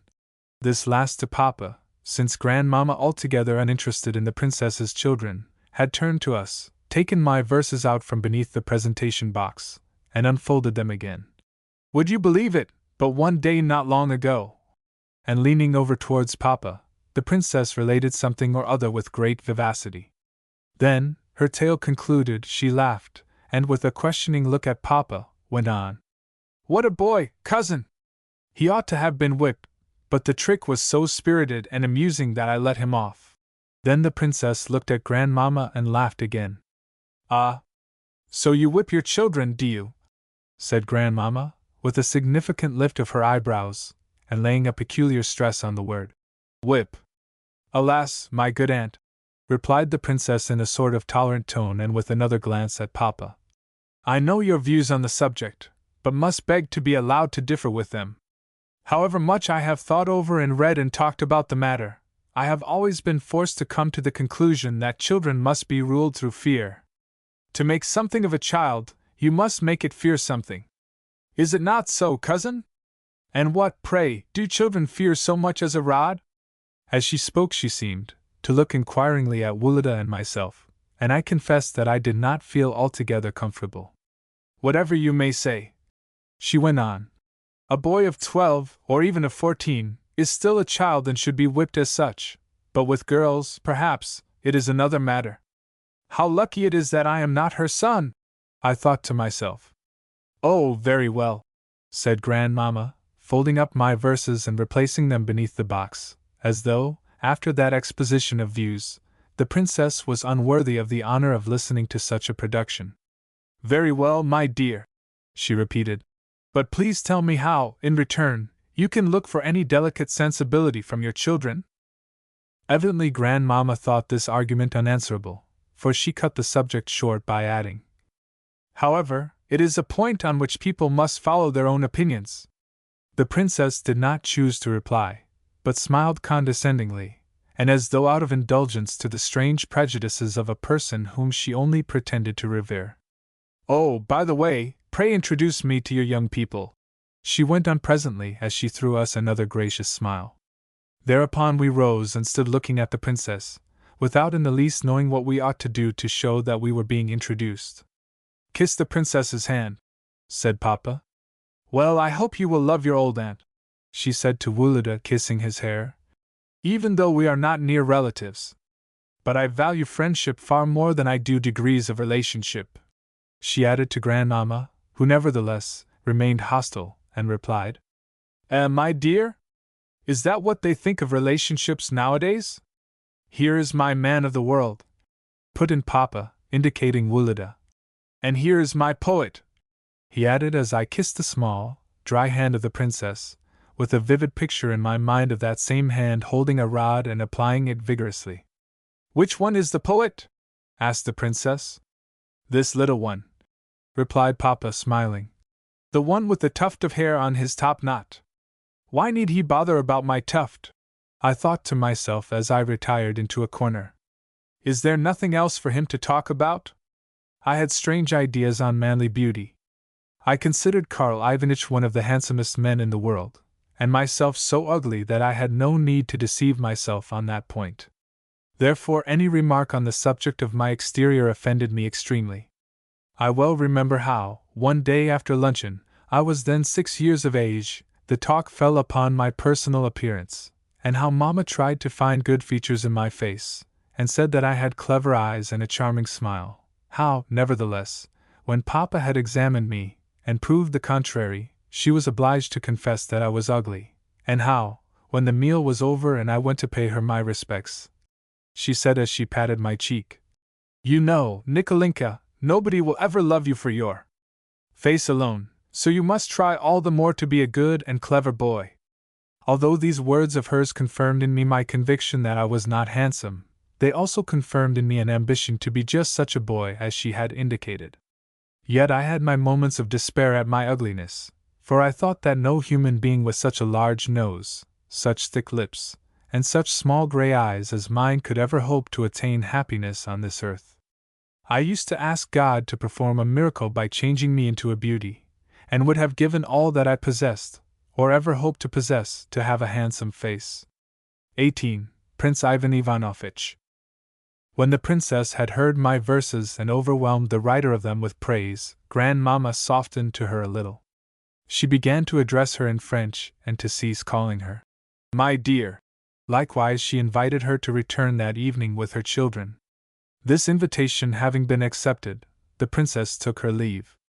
After that, so many other callers came to congratulate Grandmamma that the courtyard was crowded all day long with carriages. Good morning, my dear cousin, was the greeting of one guest in particular as he entered the room and kissed Grandmamma's hand. He was a man of 70, with a stately figure clad in a military uniform and adorned with large epaulets, an embroidered collar, and a white cross round the neck. His face, with its quiet and open expression, as well as the simplicity and ease of his manners, greatly pleased me, for, in spite of the thin half-circle of hair which was all that was now left to him, and the want of teeth disclosed by the set of his upper lip, his face was a remarkably handsome one. Thanks to his fine character, handsome exterior, remarkable valor, influential relatives, and above all, good fortune, Prince Ivan Ivanovitch had early made himself a career. As that career progressed, his ambition had met with a success which left nothing more to be sought for in that direction. From his earliest youth upward he had prepared himself to fill the exalted station in the world to which fate actually called him later, wherefore, although in his prosperous life, as in the lives of all, there had been failures, misfortunes, and cares, he had never lost his quietness of character, his elevated tone of thought, or his peculiarly moral, religious bent of mind. Consequently, though he had won the universal esteem of his fellows, he had done so less through his important position than through his perseverance and integrity. While not of specially distinguished intellect, the eminence of his station, whence he could afford to look down upon all petty questions, had caused him to adopt high points of view.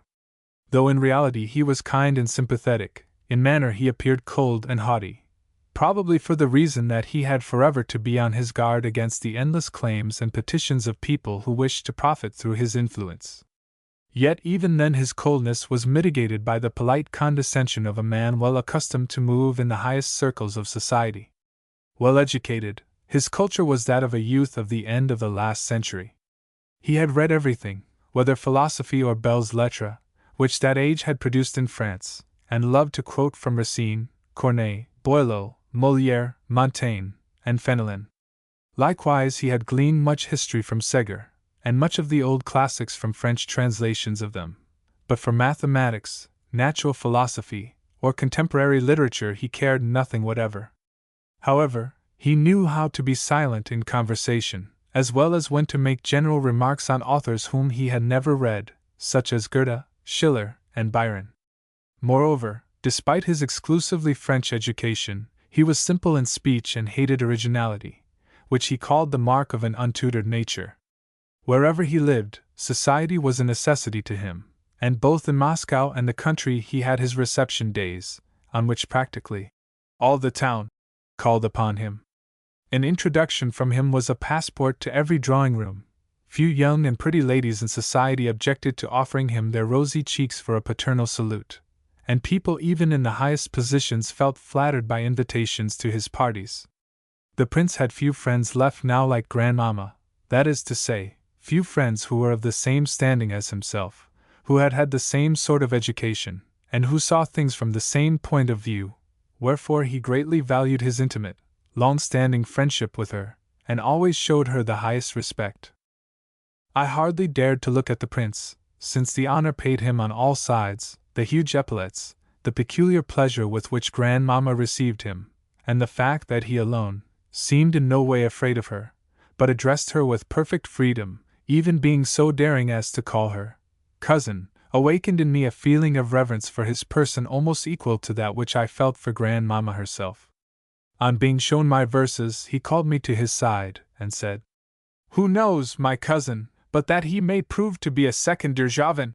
Nevertheless he pinched my cheek so hard that I was only prevented from crying by the thought that it must be meant for a caress.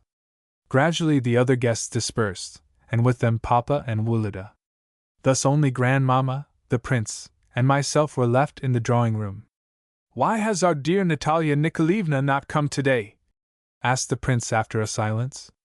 "Ah, my friend," replied grandmamma, lowering her voice and laying a hand upon the sleeve of his uniform. "She would certainly have come if she had been at liberty to do what she likes.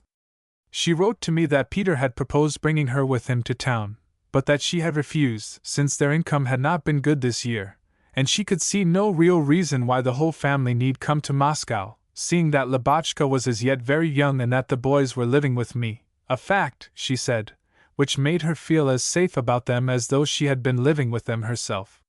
True, it is good for the boys to be here," went on grandmamma, yet in a tone which showed clearly that she did not think it was so very good. since it was more than time that they should be sent to Moscow to study, as well as to learn how to comport themselves in society. What sort of an education could they have got in the country? The eldest boy will soon be 13, and the second one 11. As yet, my cousin, they are quite untaught, and do not know even how to enter a room.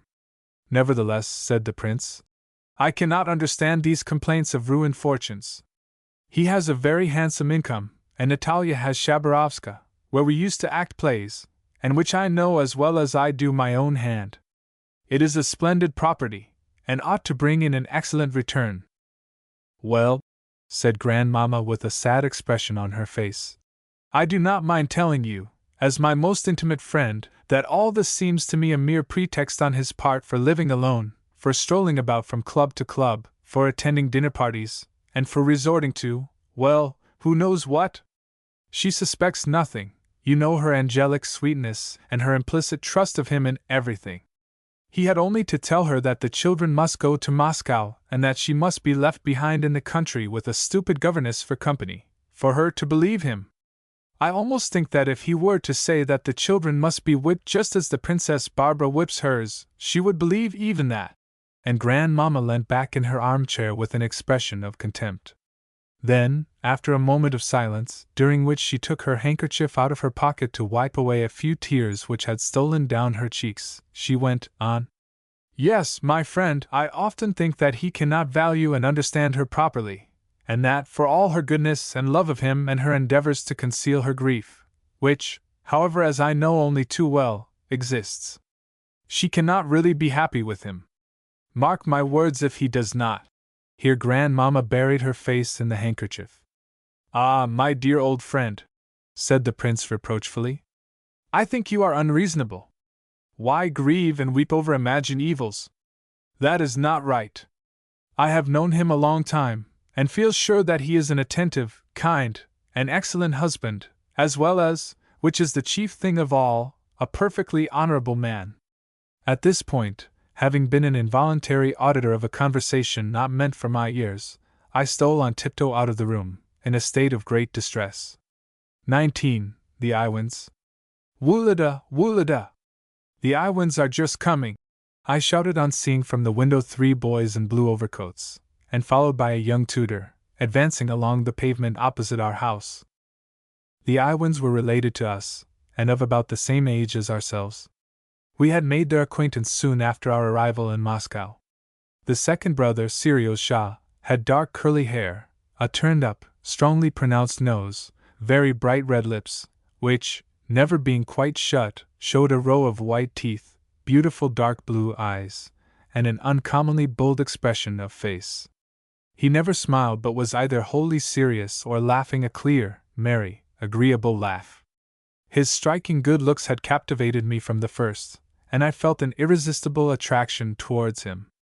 Only to see him filled me with pleasure, and at one time my whole mental faculties used to be concentrated in the wish that I might do so. If 3 or 4 days passed without my seeing him, I felt listless and ready to cry. Awake or asleep, I was forever dreaming of him. On going to bed I used to see him in my dreams, and when I had shut my eyes and called up a picture of him I hugged the vision as my choicest delight. So much store did I set upon this feeling for my friend that I never mentioned it to anyone. Nevertheless, it must have annoyed him to see my admiring eyes constantly fixed upon him, or else he must have felt no reciprocal attraction, for he always preferred to play and talk with Woolida. Still, even with that I felt satisfied, and wished and asked for nothing better than to be ready at any time to make any sacrifice for him. Likewise, over and above the strange fascination which he exercised upon me, I always felt another sensation, namely, a dread of making him angry, of offending him, of displeasing him. Was this because his face bore such a haughty expression, or because I, despising my own exterior, overrated the beautiful in others, or, lastly, and most probably, because it is a common sign of affection? At all events, I felt as much fear of him as I did love. The first time that he spoke to me I was so overwhelmed with sudden happiness that I turned pale, then red, and could not utter a word. He had an ugly habit of blinking when considering anything seriously, as well as of twitching his nose and eyebrows. Consequently, every one thought that this habit marred his face. Yet I thought it such a nice one that I involuntarily adopted it for myself, until, a few days after I had made his acquaintance, Grandmama suddenly asked me whether my eyes were hurting me, since I was winking like an owl. Never a word of affection passed between us, yet he felt his power over me, and unconsciously but tyrannically exercised it in all our childish intercourse. I used to long to tell him all that was in my heart, yet was too much afraid of him to be frank in any way, and while submitting myself to his will, tried to appear merely careless and indifferent. Although at times his influence seemed irksome and intolerable, to throw it off was beyond my strength. I often think with regret of that fresh, beautiful feeling of boundless, disinterested love which came to an end without having ever found self-expression or return. It is strange how, when a child, I always longed to be like grown-up people, and yet how I have often longed, since childhood's days, for those days to come back to me. Many times, in my relations with Serios Shah, this wish to resemble grown-up people put a rude check upon the love that was waiting to expand, and made me repress it. Not only was I afraid of kissing him, or of taking his hand and saying how glad I was to see him, but I even dreaded calling him Serios Shah, and always said Sergius, as every one else did in our house. Any expression of affection would have seemed like evidence of childishness, and any one who indulged in it, a baby. Not having yet passed through those bitter experiences which enforce upon older years circumspection and coldness, I deprived myself of the pure delight of a fresh, childish instinct for the absurd purpose of trying to resemble grown-up people. I met the Iwins in the anteroom, welcomed them, and then ran to tell Grandmama of their arrival with an expression as happy as though she were certain to be equally delighted. Then, never taking my eyes off Serios Shah, I conducted the visitors to the drawing-room, and eagerly followed every movement of my favorite. When Grandmama spoke to and fixed her penetrating glance upon him, I experienced that mingled sensation of pride and solicitude which an artist might feel when waiting for revered lips to pronounce a judgment upon his work. With Grandmama's permission, the Iwin's young tutor, Herr Frost, accompanied us into the little back garden, where he seated himself upon a bench, arranged his legs in a tasteful attitude, rested his brass-knobbed cane between them, lighted a cigar, and assumed the air of a man well pleased with himself. He was a German, but of a very different sort to our good Karl Ivanitch. In the first place, he spoke both Russian and French correctly, though with a hard accent indeed. He enjoyed, especially among the ladies, the reputation of being a very accomplished fellow. In the second place, he wore a reddish mustache, a large gold pin set with a ruby, a black satin tie, and a very fashionable suit. Lastly, he was young, with a handsome, self-satisfied face and fine muscular legs. It was clear that he set the greatest store upon the latter, and thought them beyond compare, especially as regards the favor of the ladies. Consequently, whether sitting or standing, he always tried to exhibit them in the most favorable light. In short, he was a type of the young German Russian whose main desire is to be thought perfectly gallant and gentlemanly. In the little garden merriment reigned. In fact, the game of robbers never went better. Yet an incident occurred which came near to spoiling it. Serios Shah was the robber, and in pouncing upon some travelers he fell down, and knocked his leg so badly against a tree that I thought the leg must be broken. Consequently, though I was the gendarme and therefore bound to apprehend him, I only asked him anxiously, when I reached him, if he had hurt himself very much. Nevertheless, this threw him into a passion, and made him exclaim with fists clenched, and in a voice which showed by its faltering what pain he was enduring, "Why, whatever is the matter? Is this playing the game properly? You ought to arrest me. Why on earth don't you do so?" This he repeated several times, and then, seeing Wulada and the elder Iwin, who were taking the part of the travelers, jumping and running about the path, he suddenly threw himself upon them with a shout and loud laughter to effect their capture. I cannot express my wonder and delight at this valiant behavior of my hero. In spite of the severe pain, he had not only refrained from crying, but had repressed the least symptom of suffering and kept his eye fixed upon the game. Shortly after this occurrence another boy, Ilinka Grap, joined our party. We went upstairs, and Sirius Shah gave me an opportunity of still further appreciating and taking delight in his manly bravery and fortitude. This was how it was. Ilinka was the son of a poor foreigner who had been under certain obligations to my grandpapa, and now thought it incumbent upon him to send his son to us as frequently as possible. Yet if he thought that the acquaintance would procure his son any advancement or pleasure, he was entirely mistaken, for not only were we anything but friendly to Ilinka, but it was seldom that we noticed him at all except to laugh at him. He was a boy of 13, tall and thin, with a pale, bird-like face, and a quiet, good-tempered expression. Though poorly dressed, he always had his head so thickly pomaded that we used to declare that on warm days it melted and ran down his neck. When I think of him now, it seems to me that he was a very quiet, obliging, and good-tempered boy, but at the time I thought him a creature so contemptible that he was not worth either attention or pity. Upstairs we set ourselves to astonish each other with gymnastic tours de force. Ilinka watched us with a faint smile of admiration, but refused an invitation to attempt a similar feat, saying that he had no strength. Sirius Shah was extremely captivating. His face and eyes glowed with laughter as he surprised us with tricks which we had never seen before. He jumped over 3 chairs put together, turned somersaults right across the room, and finally stood on his head on a pyramid of Tatischev's dictionaries, moving his legs about with such comical rapidity that it was impossible not to help bursting with merriment. After this last trick he pondered for a moment, blinking his eyes as usual, and then went up to Ilinka with a very serious face. "Try and do that," he said. "It is not really difficult." Ilinka, observing that the general attention was fixed upon him, blushed, and said in an almost inaudible voice that he could not do the feat. "Well, what does he mean by doing nothing at all? What a girl the fellow is! He has just got to stand on his head." And Sirius Shah took him by the hand. "Yes, on your head at once. This instant, this instant!"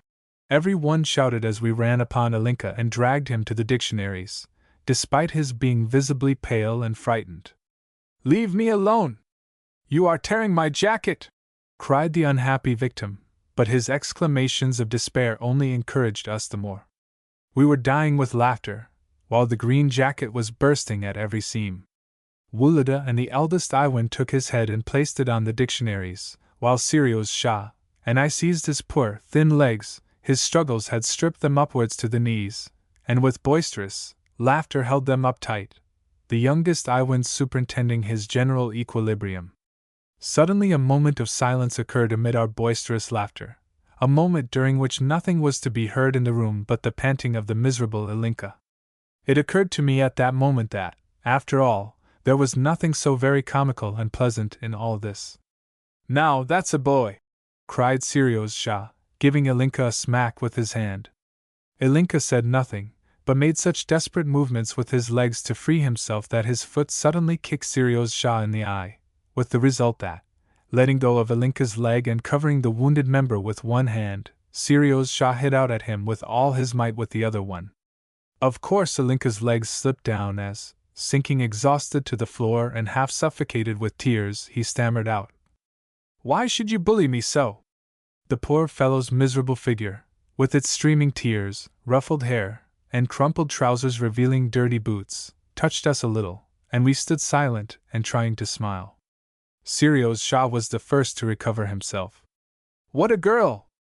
What a gaby!" he said, giving Ilinka a slight kick. "He can't take things in fun a bit. Well, get up then. You are an utter beast. That's what you are," said Ilinka, turning miserably away and sobbing. "Oh! Would it still kick and show temper then?" cried Sirius Shah, seizing a dictionary and throwing it at the unfortunate boy's head. Apparently it never occurred to Ilinka to take refuge from the missile. He merely guarded his head with his hands. "Well, that's enough now," added Sirius Shah, with a forced laugh. "You deserve to be hurt if you can't take things in fun. Now let's go downstairs." I could not help looking with some compassion at the miserable creature on the floor as, his face buried in the dictionary, he lay there sobbing almost as though he were in a fit. "Oh, Sergius," I said, "why have you done this?" "Well, you did it too," Besides, I did not cry this afternoon when I knocked my leg and nearly broke it. True enough, I thought. Ilinka is a poor whining sort of a chap, while Sirius Shah is a boy, a real boy. It never occurred to my mind that possibly poor Ilinka was suffering far less from bodily pain than from the thought that 5 companions for whom he may have felt a genuine liking had, for no reason at all, combined to hurt and humiliate him. I cannot explain my cruelty on this occasion. Why did I not step forward to comfort and protect him? Where was the pitifulness which often made me burst into tears at the sight of a young bird fallen from its nest, or of a puppy being thrown over a wall, or of a chicken being killed by the cook for soup? Can it be that the better instinct in me was overshadowed by my affection for Sirius Shah and the desire to shine before so brave a boy? If so, how contemptible were both the affection and the desire! They alone formed dark spots on the pages of my youthful recollections. XX. Preparations for the party. To judge from the extraordinary activity in the pantry, the shining cleanliness which imparted such a new and festal guise to certain articles in the salon and drawing-room which I had long known as anything but resplendent, and the arrival of some musicians whom Prince Ivan would certainly not have sent for nothing, no small amount of company was to be expected that evening. At the sound of every vehicle which chanced to pass the house I ran to the window, leaned my head upon my arms, and peered with impatient curiosity into the street. At last a carriage stopped at our door, and in the full belief that this must be the Iwans, who had promised to come early, I at once ran downstairs to meet them in the hall. But instead of the Iwans, I beheld from behind the figure of the footman who opened the door 2 female figures, one tall and wrapped in a blue cloak trimmed with marten, and the other one short and wrapped in a green shawl from beneath which a pair of little feet, stuck into fur boots, peeped forth. Without paying any attention to my presence in the hall, although I thought it my duty, on the appearance of these persons, to salute them, the shorter one moved towards the taller, and stood silently in front of her. Thereupon the tall lady untied the shawl which enveloped the head of the little one, and unbuttoned the cloak which hid her form, until, by the time that the footmen had taken charge of these articles and removed the fur boots, there stood forth from the amorphous chrysalis a charming girl of 12, dressed in a short muslin frock, white pantaloons, and smart black satin shoes. Around her white neck she wore a narrow black velvet ribbon, while her head was covered with flaxen curls which so perfectly suited her beautiful face in front and her bare neck and shoulders behind that I would have believed nobody, not even Karl Ivanitch, if he or she had told me that they only hung so nicely because, ever since the morning, they had been screwed up in fragments of a Moscow newspaper and then warmed with a hot iron. To me it seemed as though she must have been born with those curls. The most prominent feature in her face was a pair of unusually large half-veiled eyes, which formed a strange, but pleasing, contrast to the small mouth. Her lips were closed, while her eyes looked so grave that the general expression of her face gave one the impression that a smile was never to be looked for from her, wherefore, when a smile did come, it was all the more pleasing. Trying to escape notice, I slipped through the door of the salon, and then thought it necessary to be seen pacing to and fro, seemingly engaged in thought, as though unconscious of the arrival of guests. By the time, however, that the ladies had advanced to the middle of the salon, I seemed suddenly to awake from my reverie and told them that Grandmamma was in the drawing-room. Madame Valikin, whose face pleased me extremely, especially since it bore a great resemblance to her daughter's, stroked my head kindly. Grandmamma seemed delighted to see Sonetchka. She invited her to come to her, put back a curl which had fallen over her brow, and looking earnestly at her said, "What a charming child!" Sonetchka blushed, smiled, and indeed, looked so charming that I myself blushed as I looked at her. "I hope you are going to enjoy yourself here, my love," said Grandmamma. "Pray be as merry and dance as much as ever you can.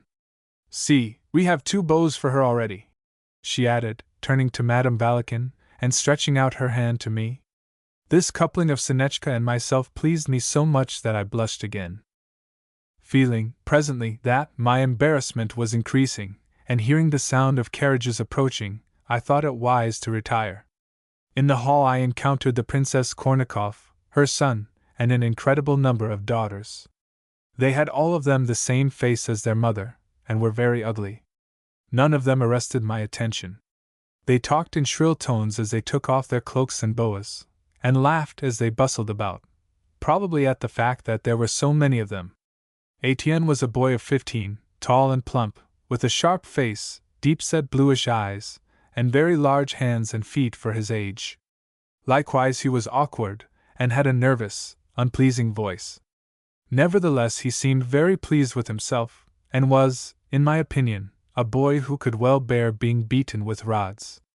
For a long time we confronted one another without speaking as we took stock of each other. When the flood of dresses had swept past, I made shift to begin a conversation by asking him whether it had not been very close in the carriage. "I don't know," he answered indifferently. "I never ride inside it, for it makes me feel sick directly, and Mamma knows that. Whenever we are driving anywhere at night time, I always sit on the box. I like that, for then one sees everything. Philip gives me the reins, and sometimes the whip too, and then the people inside get a regular, well, you know," he added with a significant gesture. "It's splendid then."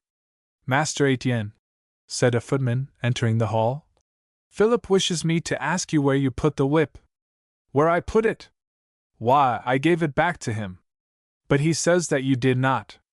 "Well, I laid it across the carriage lamps." "No, sir, he says that you did not do that either. You had better confess that you took it and lashed it to shreds. I suppose poor Philip will have to make good your mischief out of his own pocket."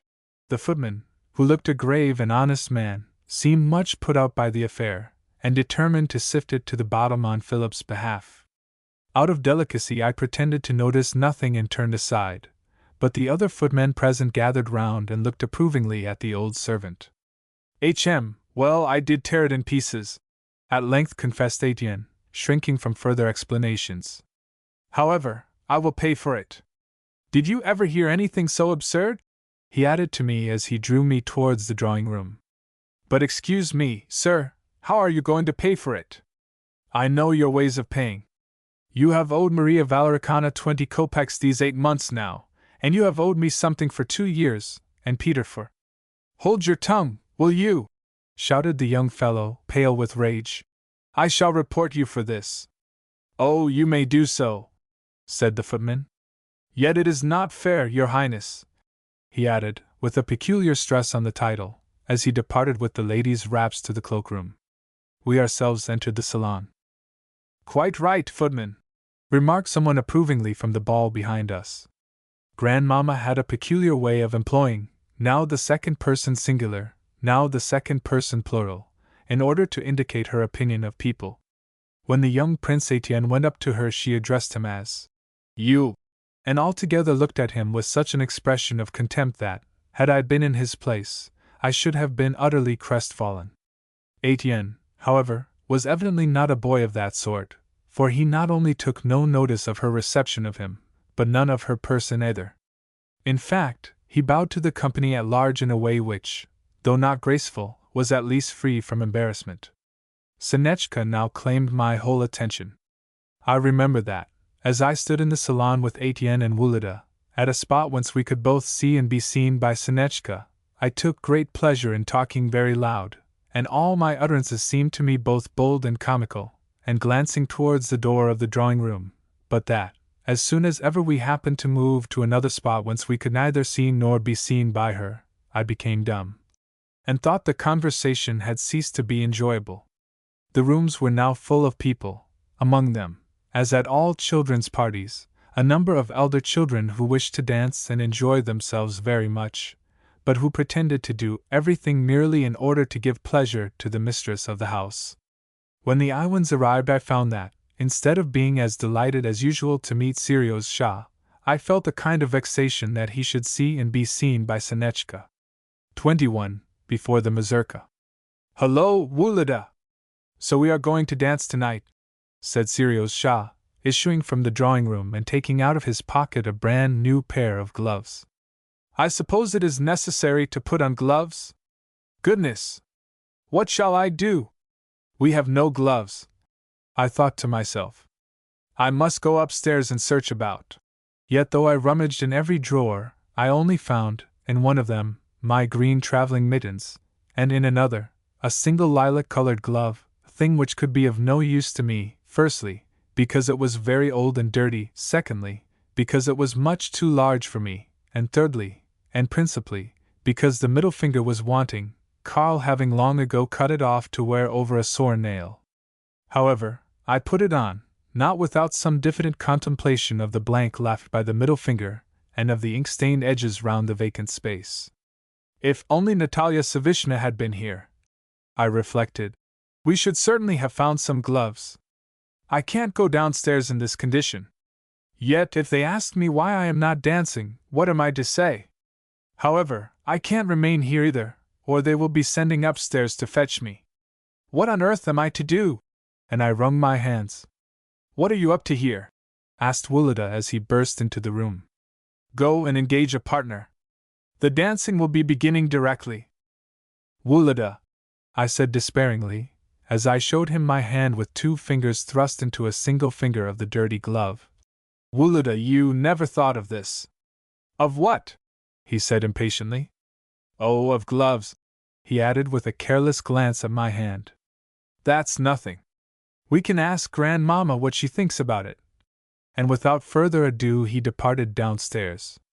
I felt a trifle relieved by the coolness with which he had met a situation which seemed to me so grave, and hastened back to the drawing-room, completely forgetful of the unfortunate glove which still adorned my left hand.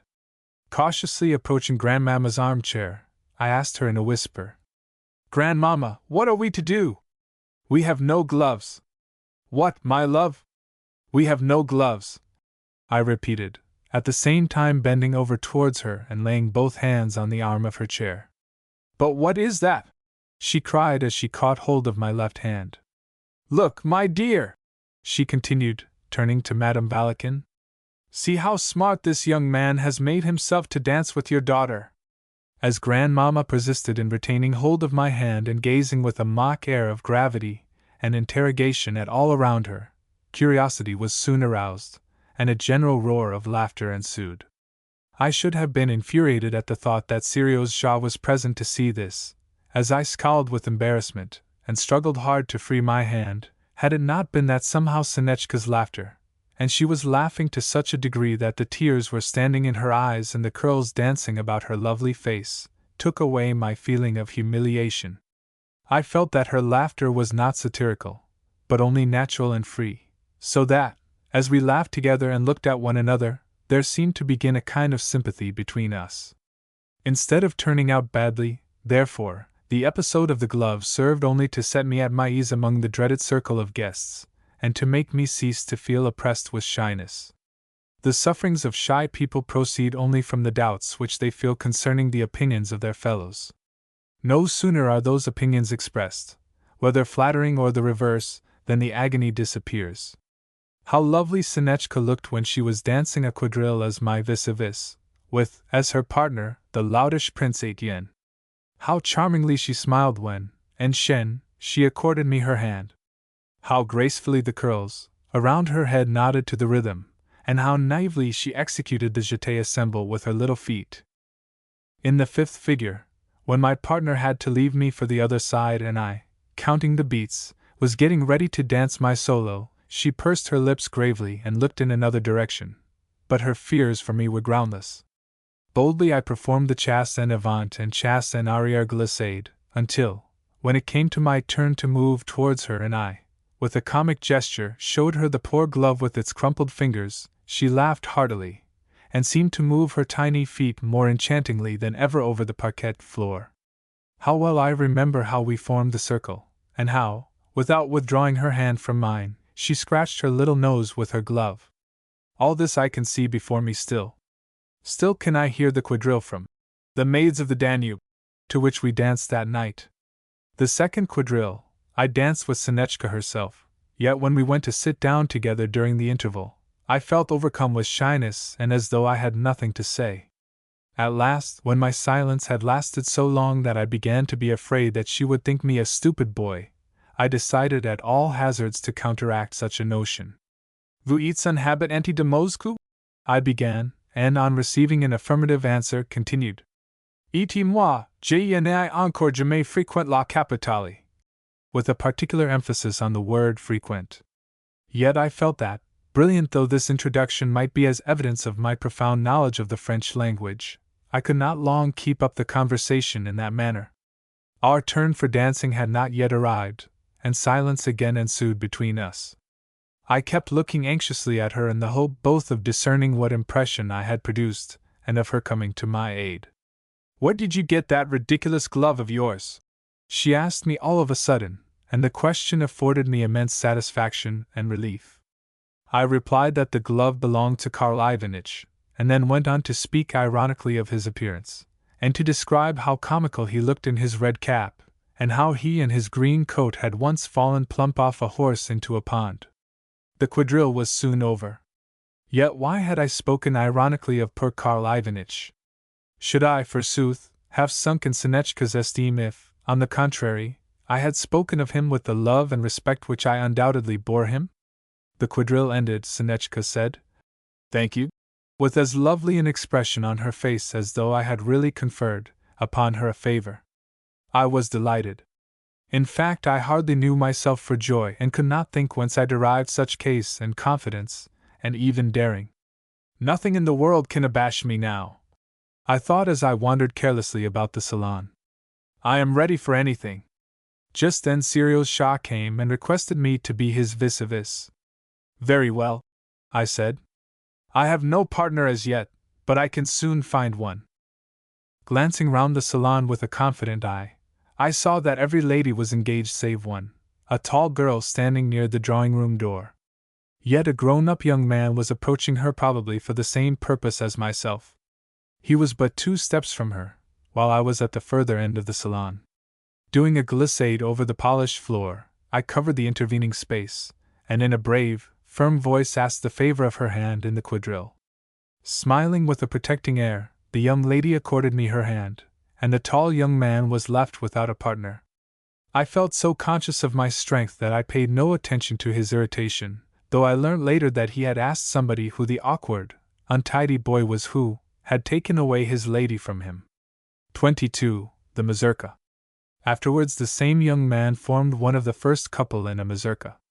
He sprang to his feet, took his partner's hand, and then, instead of executing the pas de basque which Mimi had taught us, glided forward till he arrived at a corner of the room, stopped, divided his feet, turned on his heels, and with a spring, glided back again. I, who had found no partner for this particular dance, and was sitting on the arm of Grandmamma's chair, thought to myself, "What on earth is he doing? That is not what Mimi taught us. And there are the Iwans and Etienne all dancing in the same way without the pas de basques. Ah! And there is Wulida too. He too is adopting the new style, and not so badly either. And there is Sonetchka, the lovely one. Yes, there she comes." I felt immensely happy at that moment. The mazurka came to an end, and already some of the guests were saying goodbye to Grandmamma. She was evidently tired, yet she assured them that she felt vexed at their early departure. Servants were gliding about with plates and trays among the dancers, and the musicians were carelessly playing the same tune for about the 13th time in succession, when the young lady whom I had danced with before, and who was just about to join in another mazurka, caught sight of me, and with a kindly smile, led me to Sonetchka, and one of the innumerable Kornikov princesses, at the same time asking me, "Rose or Horty?" "Ah, so it's you," said Grandmamma as she turned round in her armchair. "Go and dance, then, my boy." Although I would fain have taken refuge behind the armchair rather than leave its shelter, I could not refuse, so I got up, said, "Rose," and looked at Sonetchka. Before I had time to realize it, however, a hand in a white glove laid itself on mine, and the Kornikov girl stepped forth with a pleased smile and evidently no suspicion that I was ignorant of the steps of the dance. I only knew that the pas de basques, the only figure of it which I had been taught, would be out of place. However, the strains of the mazurka falling upon my ears, and imparting their usual impulse to my acoustic nerves, which, in their turn, imparted their usual impulse to my feet, I involuntarily, and to the amazement of the spectators, began executing on tiptoe the sole and fatal pas which I had been taught. So long as we went straight ahead I kept fairly right, but when it came to turning I saw that I must make preparations to arrest my course. Accordingly, to avoid any appearance of awkwardness, I stopped short, with the intention of imitating the wheelabout, which I had seen the young man perform so neatly. Unfortunately, just as I divided my feet and prepared to make a spring, the Princess Kornakoff looked sharply round at my legs with such an expression of stupefied amazement and curiosity that the glance undid me. Instead of continuing to dance, I remained moving my legs up and down on the same spot, in a sort of extraordinary fashion which bore no relation whatever either to form or rhythm. At last I stopped altogether.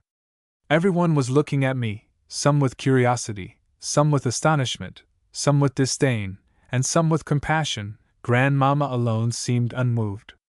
"You should not dance if you don't know the step," said Papa's angry voice in my ear as, pushing me gently aside, he took my partner's hand, completed the figures with her to the admiration of every one, and finally led her back to her place. The mazurka was at an end. Ah me! What had I done to be punished so heavily? Every one despises me, and will always despise me, I thought to myself.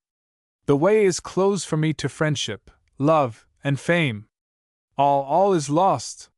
Why had Wulida made signs to me which every one saw, yet which could in no way help me? Why had that disgusting princess looked at my legs?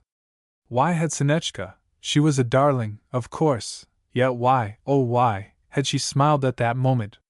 Why had Papa turned red and taken my hand? Can it be that he was ashamed of me? Oh, it was dreadful. Alas, if only Mamma had been there she would never have blushed for her Nikolinka. How on the instant that dear image led my imagination captive! I seemed to see once more the meadow before our house, the tall lime trees in the garden, the clear pond where the ducks swam, the blue sky dappled with white clouds, the sweet-smelling ricks of hay. How those memories, aye, and many another quiet, beloved recollection, floated through my mind at that time. 23. After the mazurka. At supper the young man whom I have mentioned seated himself beside me at the children's table, and treated me with an amount of attention which would have flattered my self-esteem had I been able, after the occurrence just related, to give a thought to anything beyond my failure in the mazurka. However, the young man seemed determined to cheer me up. He jested, called me old boy, and finally, since none of the elder folks were looking at us, began to help me to wine, first from one bottle and then from another, and to force me to drink it off quickly. By the time, towards the end of supper, that a servant had poured me out a quarter of a glass of champagne, and the young man had straightway bid him fill it up and urged me to drink the beverage off at a draught, I had begun to feel a grateful warmth diffusing itself through my body. I also felt well disposed towards my kind patron, and began to laugh heartily at everything.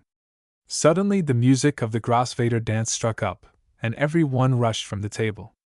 My friendship with the young man had now outlived its day, so, whereas he joined a group of the older folks, I approached Madame Valikin to hear what she and her daughter had to say to one another. "Just half an hour more?" Sonetchka was imploring her. "Impossible, my dearest." "Yet only to please me, just this once," Sonetchka went on persuasively. "Well, what if I should be ill tomorrow through all this dissipation?" rejoined her mother, and was incautious enough to smile. "There! You do consent, and we can stay after all!" exclaimed Sonetchka, jumping for joy. "What is to be done with such a girl?" said Madame. "Well, run away and dance. See," she added on perceiving myself, "here is a cavalier ready waiting for you." Sonetchka gave me her hand, and we darted off to the salon. The wine, added to Sonetchka's presence and gaiety, had at once made me forget all about the unfortunate end of the mazurka.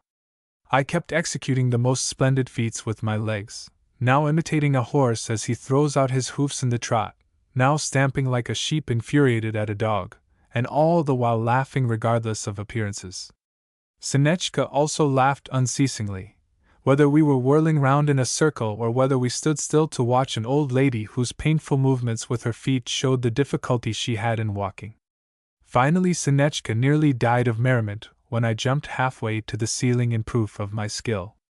As I passed a mirror in Grandmamma's boudoir and glanced at myself, I could see that my face was all in a perspiration and my hair disheveled, the top knot, in particular, being more erect than ever.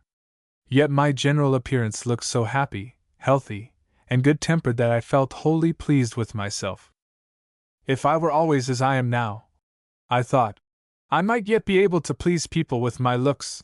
Yet as soon as I glanced at my partner's face again, and saw there not only the expression of happiness, health, and good temper which had just pleased me in my own, but also a fresh and enchanting beauty besides, I felt dissatisfied with myself again.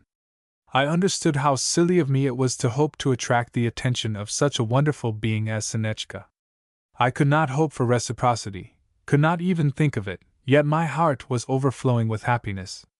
I could not imagine that the feeling of love which was filling my soul so pleasantly could require any happiness still greater, or wish for more than that happiness should never cease. I felt perfectly contented. My heart beat like that of a dove, with the blood constantly flowing back to it, and I almost wept for joy.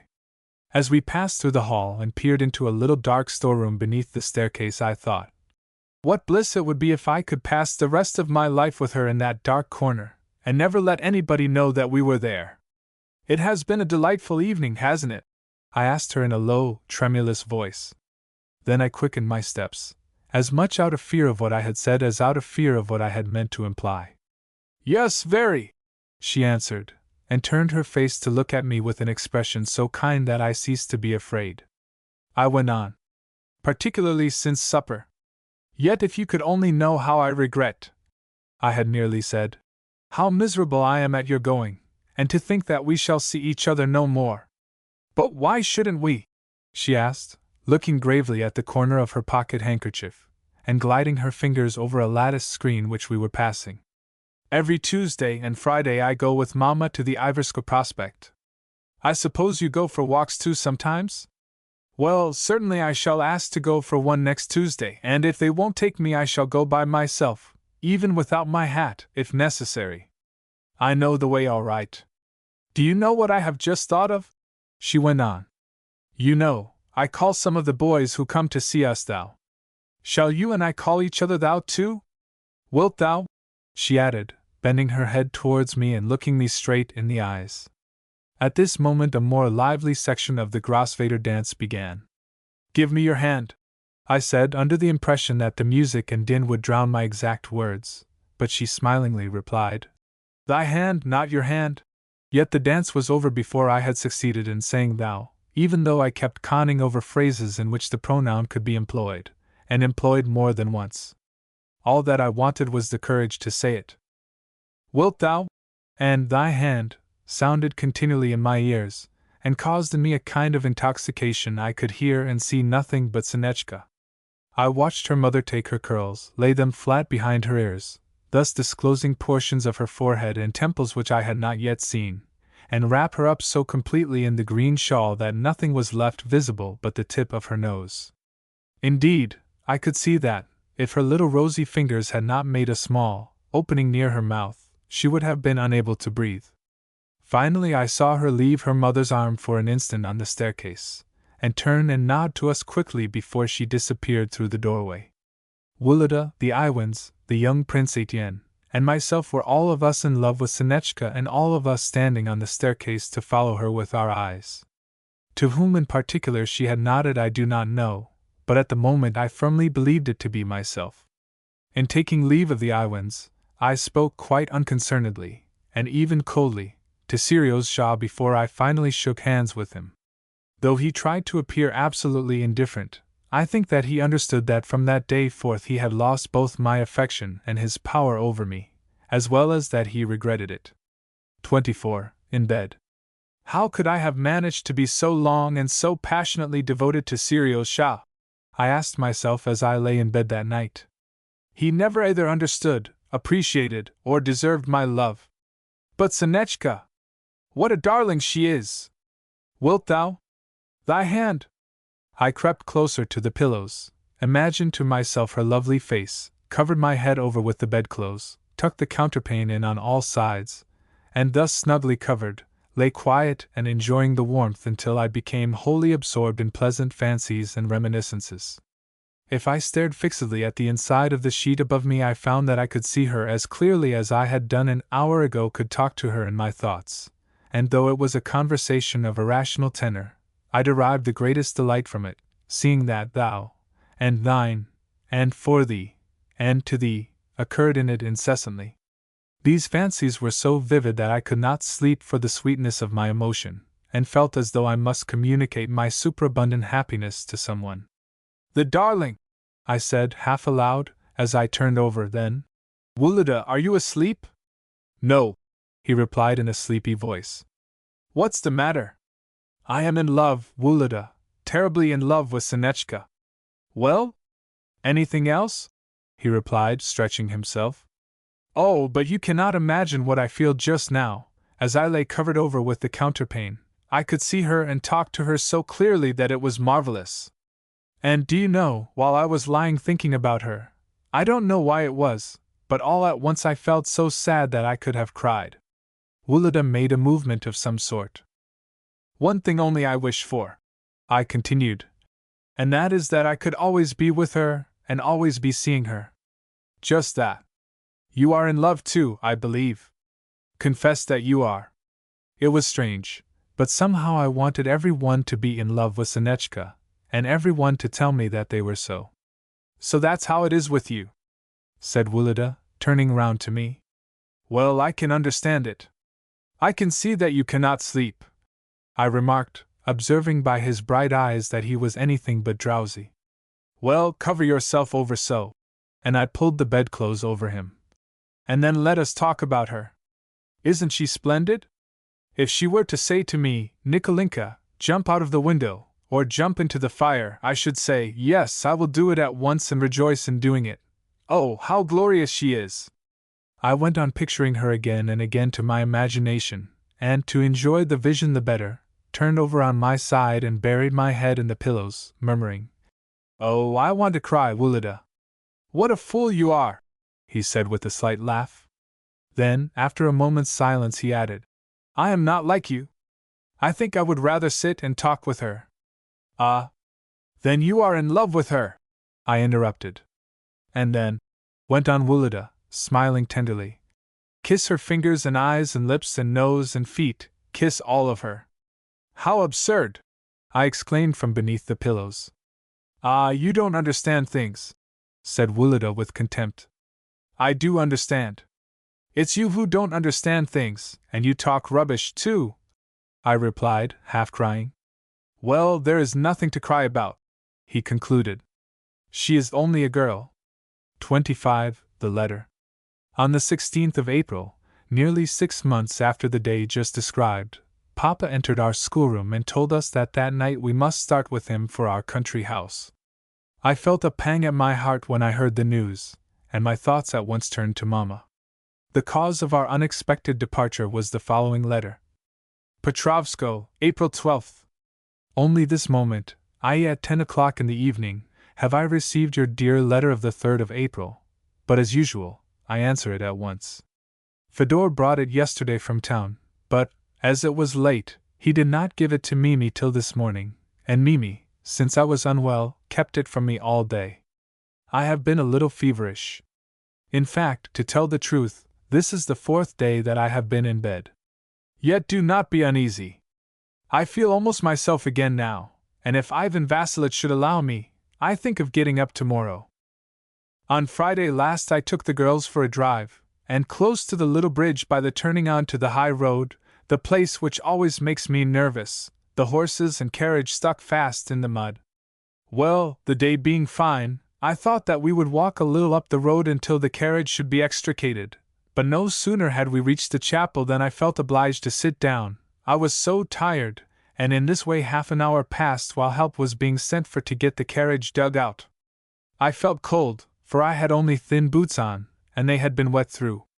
After luncheon, too, I had alternate cold and hot fits, yet still continued to follow our ordinary routine.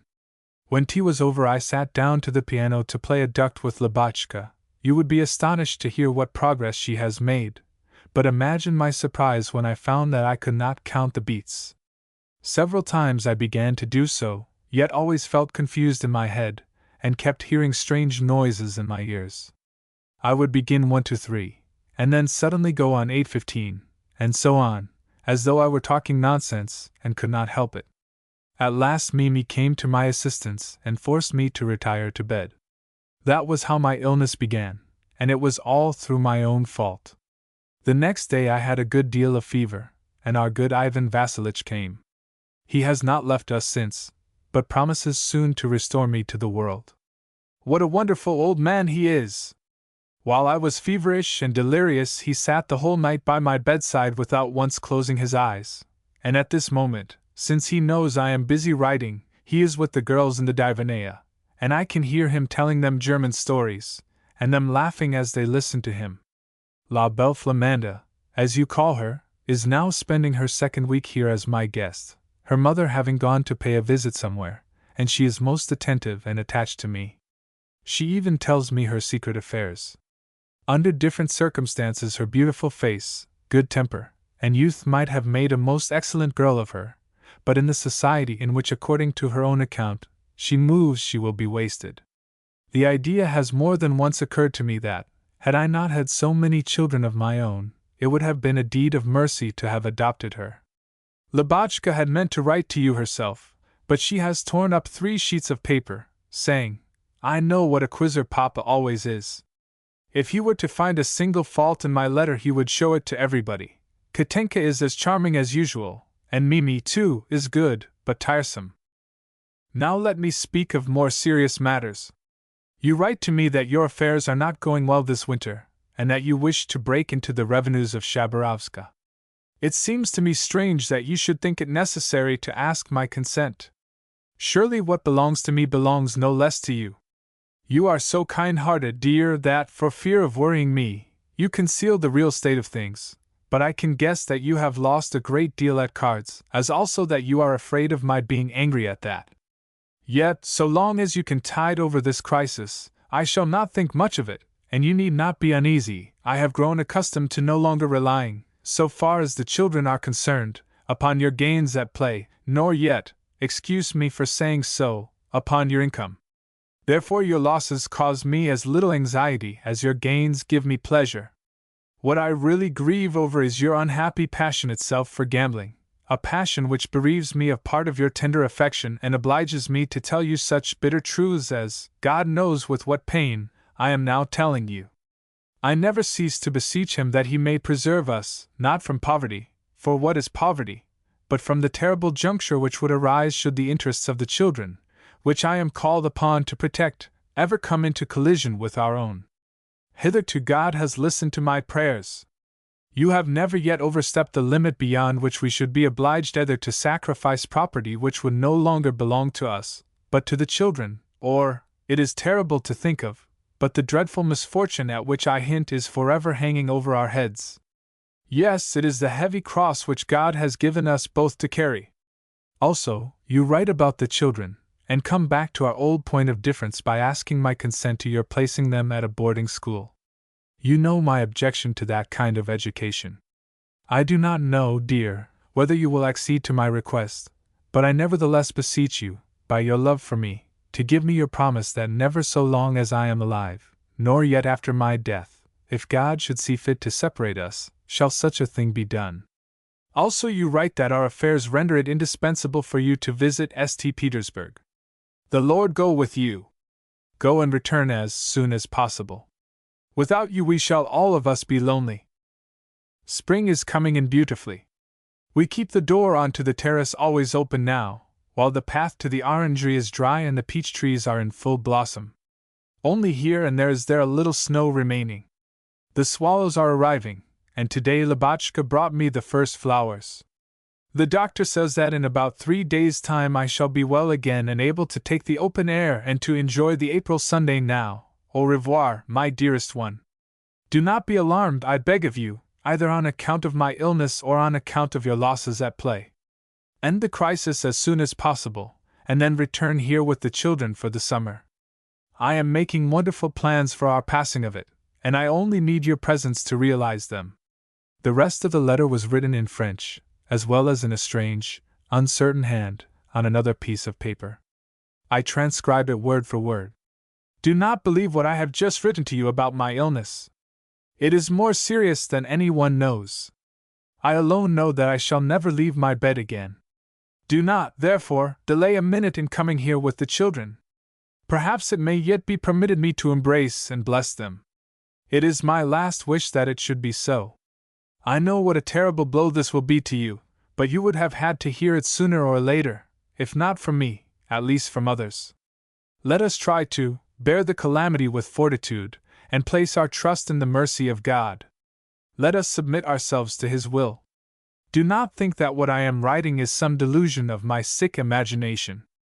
On the contrary, I am perfectly clear at this moment, and absolutely calm.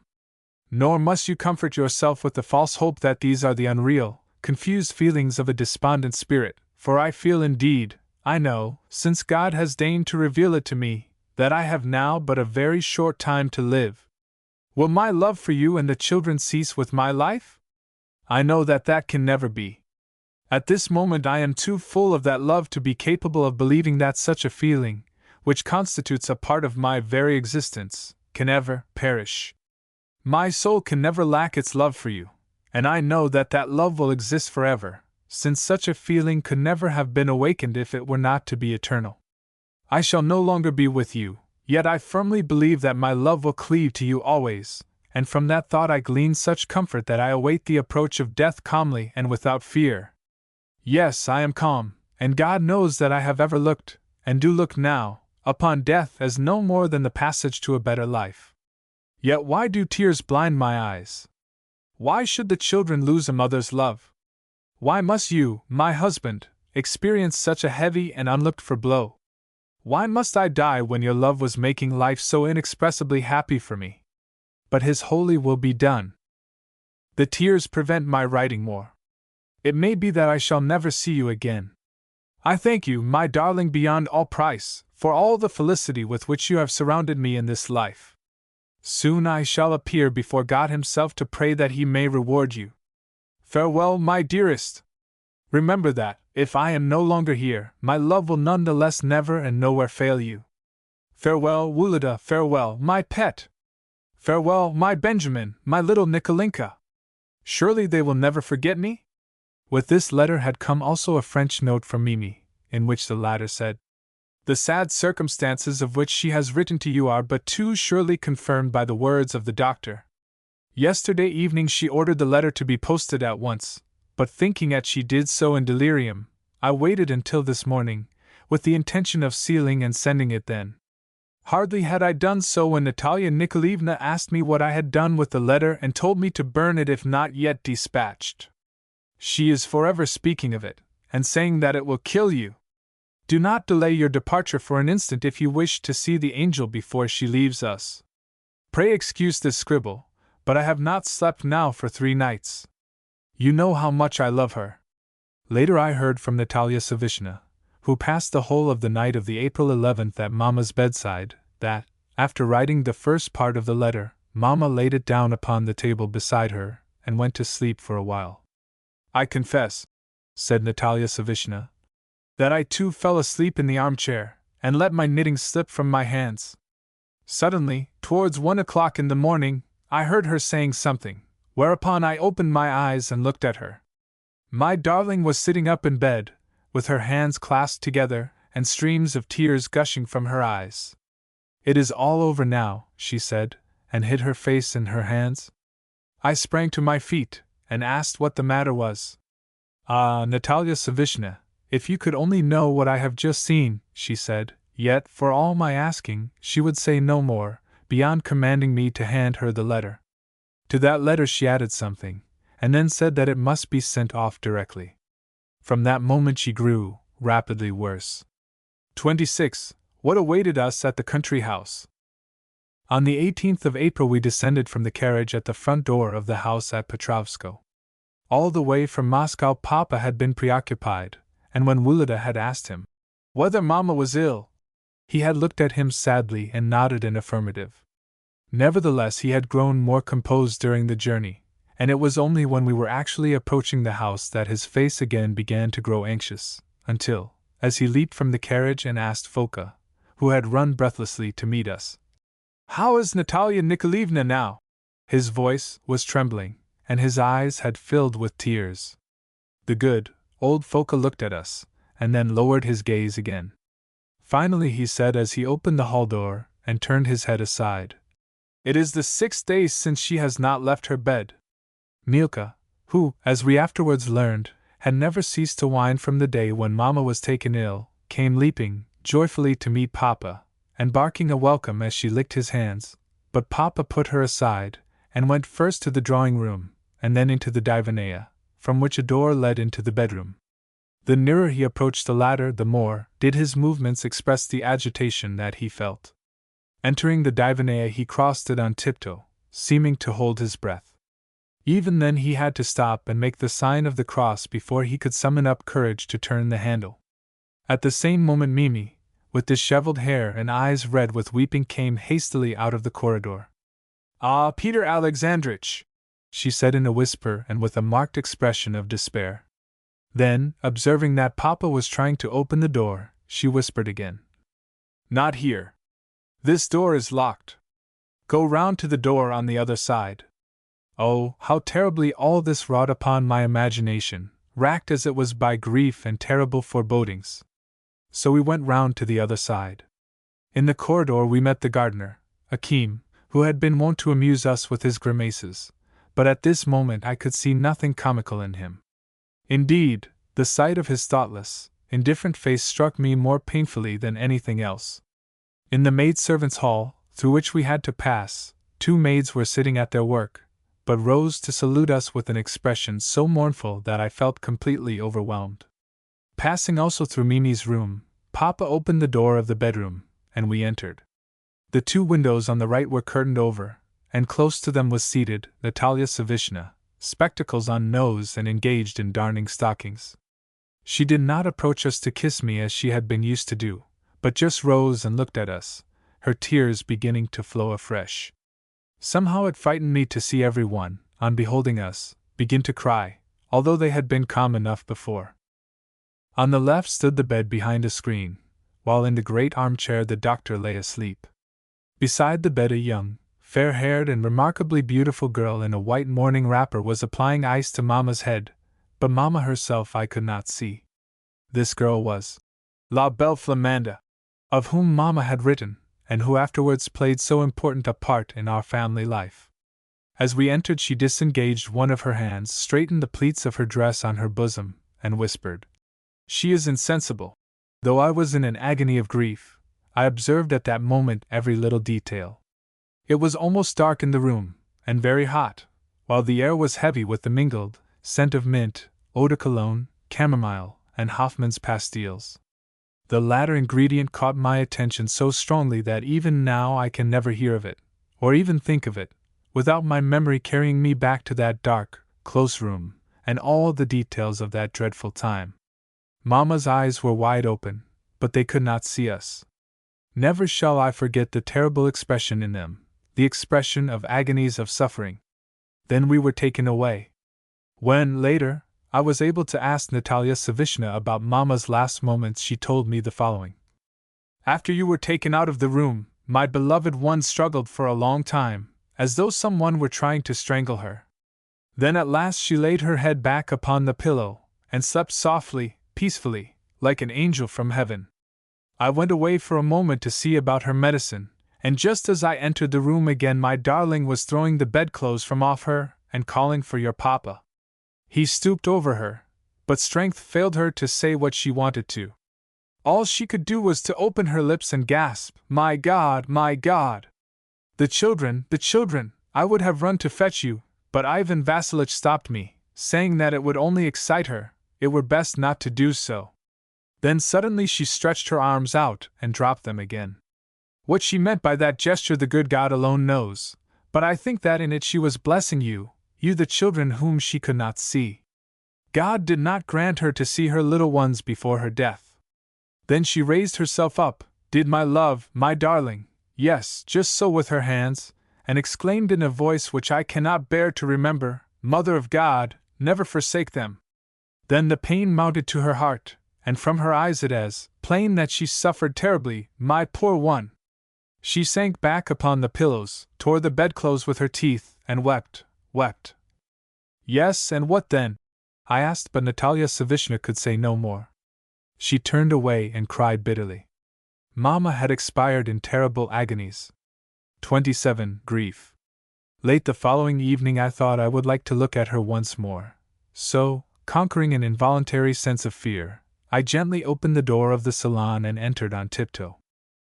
In the middle of the room, on a table, lay the coffin, with wax candles burning all round it on tall silver candelabra. In the further corner sat the chanter, reading the psalms in a low, monotonous voice. I stopped at the door and tried to look, but my eyes were so weak with crying, and my nerves so terribly on edge, that I could distinguish nothing. Every object seemed to mingle together in a strange blur: the candles, the brocade, the velvet, the great candelabra, the pink satin cushion trimmed with lace, the chaplet of flowers, the ribbon cap, and something of a transparent, wax-like color. I mounted a chair to see her face, yet where it should have been I could see only that wax-like, transparent something. I could not believe it to be her face. Yet as I stood gazing at it, I at last recognized the well-known, beloved features. I shuddered with horror to realize that it was she. Why were those eyes so sunken? What had laid that dreadful paleness upon her cheeks, and stamped the black spot beneath the transparent skin on one of them? Why was the expression of the whole face so cold and severe? Why were the lips so white, and their outline so beautiful, so majestic, so expressive of an unnatural calm that, as I looked at them, a chill shudder ran through my hair and down my back? Somehow, as I gazed, an irrepressible, incomprehensible power seemed to compel me to keep my eyes fixed upon that lifeless face. I could not turn away, and my imagination began to picture before me scenes of her active life and happiness. I forgot that the corpse lying before me now, the thing at which I was gazing unconsciously as at an object which had nothing in common with my dreams, was she. I fancied I could see her, now here, now there, alive, happy, and smiling. Then some well-known feature in the face at which I was gazing would suddenly arrest my attention, and in a flash I would recall the terrible reality, and shudder though still unable to turn my eyes away. Then again the dreams would replace reality, then again the reality put to flight the dreams. At last the consciousness of both left me, and for a while I became insensible. How long I remained in that condition I do not know, nor yet how it occurred. I only know that for a time I lost all sense of existence, and experienced a kind of vague blissfulness which, though grand and sweet, was also sad. It may be that, as it ascended to a better world, her beautiful soul had looked down with longing at the world in which she had left us, that it had seen my sorrow, and pitying me, had returned to earth on the wings of love to console and bless me with a heavenly smile of compassion. The door creaked as the chanter entered who was to relieve his predecessor. The noise awakened me, and my first thought was that, seeing me standing on the chair in a posture which had nothing touching in its aspect, he might take me for an unfeeling boy who had climbed on to the chair out of mere curiosity, wherefore I hastened to make the sign of the cross, to bend down my head, and to burst out crying. As I recall now my impressions of that episode, I find that it was only during my moments of self-forgetfulness that my grief was wholehearted. True, both before and after the funeral I never ceased to cry and to look miserable, yet I feel conscience-stricken when I recall that grief of mine, seeing that always present in it there was an element of conceit, of a desire to show that I was more grieved than any one else, of an interest which I took in observing the effect produced upon others by my tears, and of an idle curiosity leading me to remark Mimi's bonnet and the faces of all present. The mere circumstance that I despised myself for not feeling grief to the exclusion of everything else, and that I endeavored to conceal the fact, shows that my sadness was insincere and unnatural. I took a delight in feeling that I was unhappy, and in trying to feel more so. Consequently, this egotistic consciousness completely annulled any element of sincerity in my woe. That night I slept calmly and soundly, as is usual after any great emotion, and awoke with my tears dried and my nerves restored. At 10 o'clock we were summoned to attend the pre-funeral requiem. The room was full of weeping servants and peasants who had come to bid farewell to their late mistress. During the service I myself wept a great deal, made frequent signs of the cross, and performed many genuflections, but I did not pray with my soul, and felt, if anything, almost indifferent. My thoughts were chiefly centered upon the new coat which I was wearing, a garment which was tight and uncomfortable, and upon how to avoid soiling my trousers at the knees. Also, I took the most minute notice of all present. Papa stood at the head of the coffin. He was as white as snow, and only with difficulty restrained his tears. His tall figure in its black frock coat, his pale, expressive face, the graceful, assured manner in which, as usual, he made the sign of the cross or bowed until he touched the floor with his hand, a custom of the Greek funeral rite, or took the candle from the priest or went to the coffin, all were exceedingly effective. Yet for some reason or another I felt a grudge against him for that very ability to appear effective at such a moment. Mimi stood leaning against the wall as though scarcely able to support herself. Her dress was all awry and covered with feathers, and her cap cocked to one side, while her eyes were red with weeping, her legs trembling under her, and she sobbed incessantly in a heartrending manner as ever and again she buried her face in her handkerchief or her hands. I imagine that she did this to check her continual sobbing without being seen by the spectators. I remember, too, her telling Papa, the evening before, that Mamma's death had come upon her as a blow from which she could never hope to recover, that with Mamma she had lost everything, but that the angel, as she called my mother, had not forgotten her when at the point of death, since she had declared her wish to render her, Mimi's, and Katinka's fortunes secure forever. Mimi had shed bitter tears while relating this, and very likely her sorrow, if not wholly pure and disinterested, was in the main sincere. Lubotshka, in black garments and suffused with tears, stood with her head bowed upon her breast. She rarely looked at the coffin, yet whenever she did so her face expressed a sort of childish fear. Katinka stood near her mother, and, despite her lengthened face, looked as lovely as ever. Wulada's frank nature was frank also in grief. He stood looking grave and as though he were staring at some object with fixed eyes. Then suddenly his lips would begin to quiver, and he would hastily make the sign of the cross, and bend his head again. Such of those present as were strangers I found intolerable. In fact, the phrases of condolence with which they addressed Papa, such, for instance, as that, "She is better off now, she was too good for this world," and so on, awakened in me something like fury. What right had they to weep over or to talk about her? Some of them, in referring to ourselves, called us orphans, just as though it were not a matter of common knowledge that children who have lost their mother are known as orphans. Probably, I thought, they liked to be the first to give us that name, just as some people find pleasure in being the first to address a newly married girl as Madam. In a far corner of the room, and almost hidden by the open door of the dining room, stood a grey old woman with bent knees.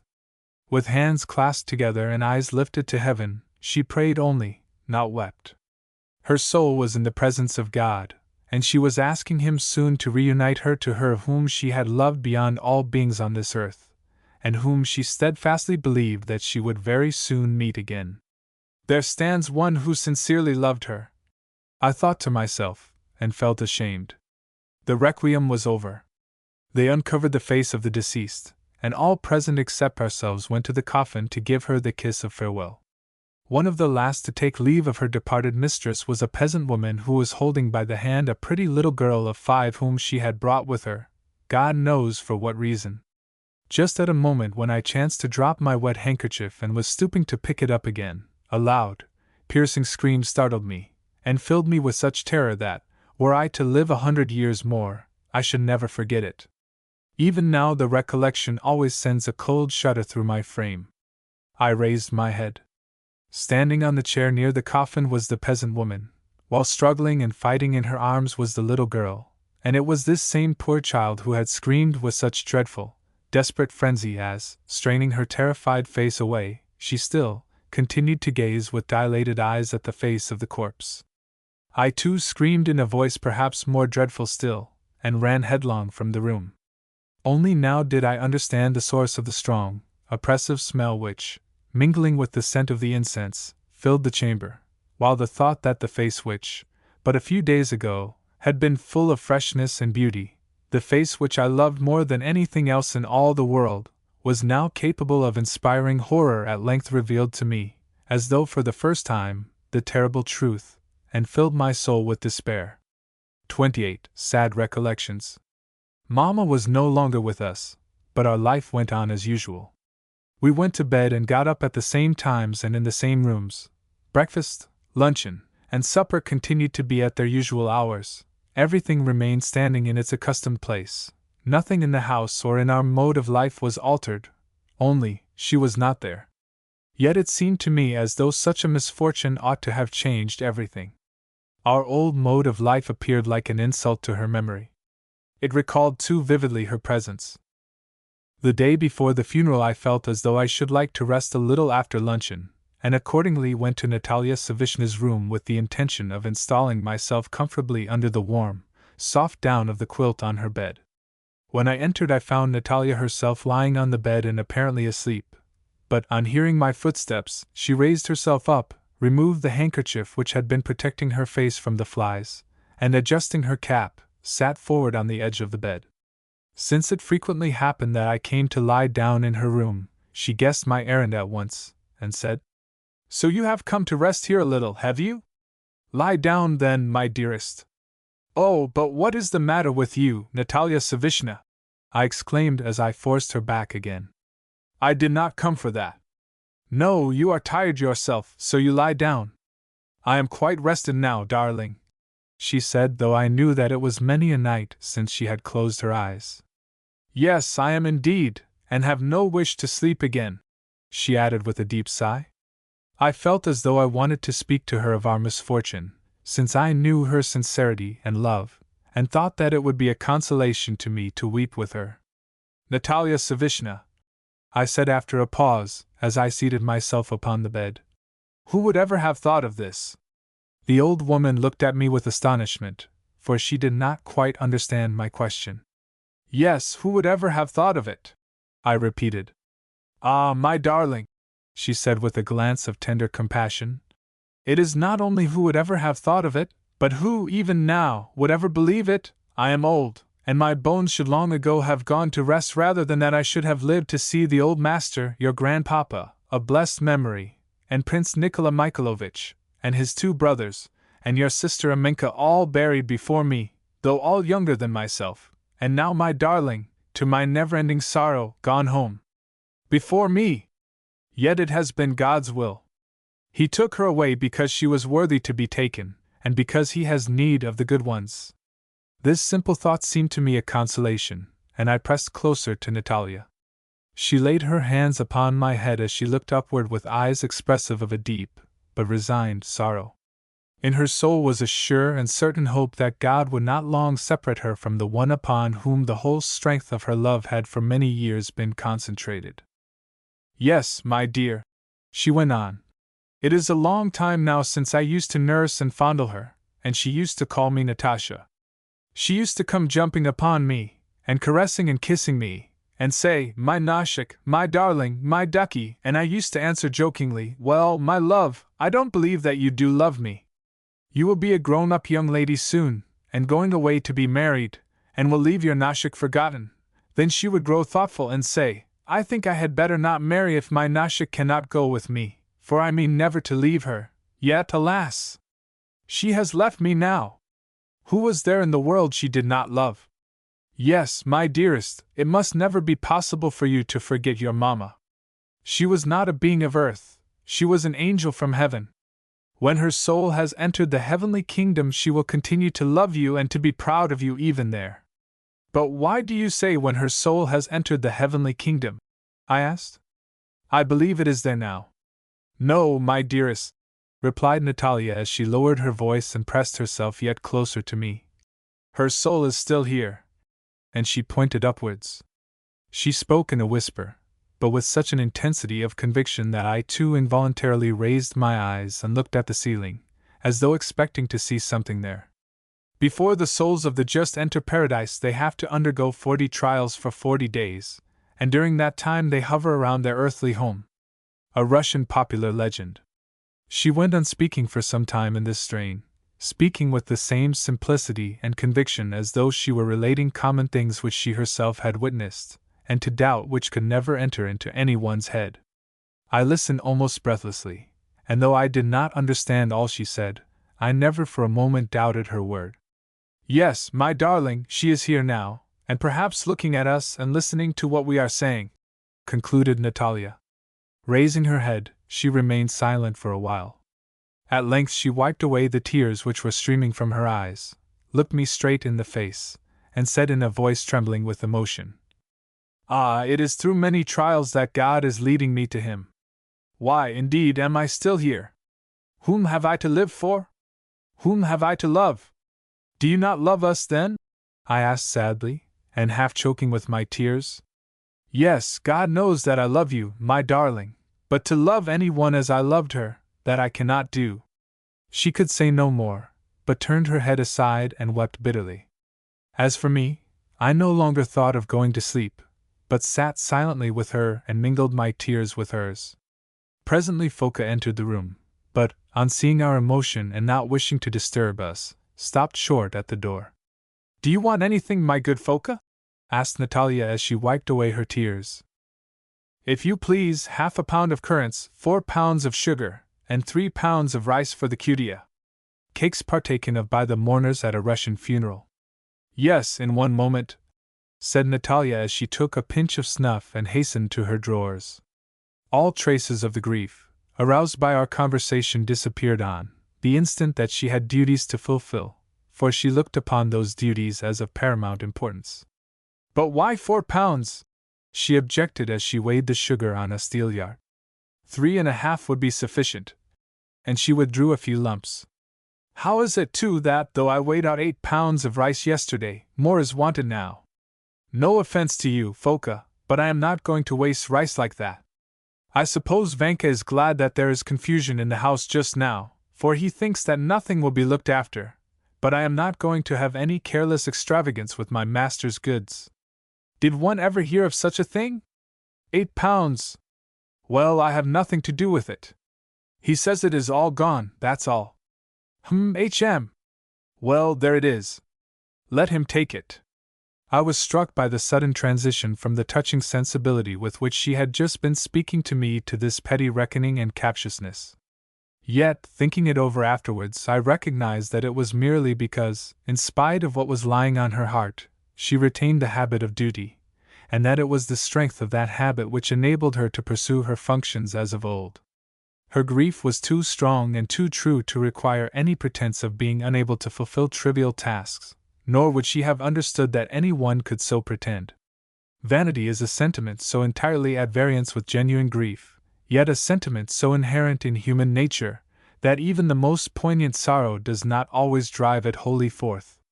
Vanity mingled with grief shows itself in a desire to be recognized as unhappy or resigned, and this ignoble desire, an aspiration which, for all that we may not acknowledge it, is rarely absent, even in cases of the utmost affliction, takes off greatly from the force, the dignity, and the sincerity of grief. Natalia Savishna had been so sorely smitten by her misfortune that not a single wish of her own remained in her soul. She went on living purely by habit. Having handed over the provisions to Foka, and reminded him of the refreshments which must be ready for the priests, she took up her knitting and seated herself by my side again. The conversation reverted to the old topic, and we once more mourned and shed tears together. These talks with Natalia I repeated every day, for her quiet tears and words of devotion brought me relief and comfort. Soon, however, a parting came. 3 days after the funeral we returned to Moscow, and I never saw her again. Grandmamma received the sad tidings only on our return to her house, and her grief was extraordinary. At first we were not allowed to see her, since for a whole week she was out of her mind, and the doctors were afraid for her life. Not only did she decline all medicine whatsoever, but she refused to speak to anybody or to take nourishment, and never closed her eyes in sleep. Sometimes, as she sat alone in the armchair in her room, she would begin laughing and crying at the same time, with a sort of tearless grief, or else relapse into convulsions, and scream out dreadful, incoherent words in a horrible voice. It was the first dire sorrow which she had known in her life, and it reduced her almost to distraction. She would begin accusing first one person, and then another, of bringing this misfortune upon her, and rail at and blame them with the most extraordinary virulence. Finally she would rise from her armchair, pace the room for a while, and end by falling senseless to the floor. Once, when I went to her room, she appeared to be sitting quietly in her chair, yet with an air which struck me as curious. Though her eyes were wide open, their glance was vacant and meaningless, and she seemed to gaze in my direction without seeing me. Suddenly her lips parted slowly in a smile, and she said in a touchingly tender voice, "Come here, then, my dearest one, come here, my angel." Thinking that it was myself she was addressing, I moved towards her, but it was not I whom she was beholding at that moment. "Oh, my love," she went on, "if only you could know how distracted I have been, and how delighted I am to see you once more." I understood then that she believed herself to be looking upon Mamma, and halted where I was. "They told me you were gone," she concluded with a frown. "But what nonsense! As if you could die before me!" And she laughed a terrible, hysterical laugh. Only those who can love strongly can experience an overwhelming grief. Yet their very need of loving sometimes serves to throw off their grief from them and to save them. The moral nature of man is more tenacious of life than the physical, and grief never kills. After a time Grandmamma's power of weeping came back to her, and she began to recover. Her first thought when her reason returned was for us children, and her love for us was greater than ever. We never left her armchair, and she would talk of Mamma, and weep softly, and caress us. Nobody who saw her grief could say that it was consciously exaggerated, for its expression was too strong and touching, yet for some reason or another my sympathy went out more to Natalia Savishna, and to this day I am convinced that nobody loved and regretted Mamma so purely and sincerely as did that simple-hearted, affectionate being.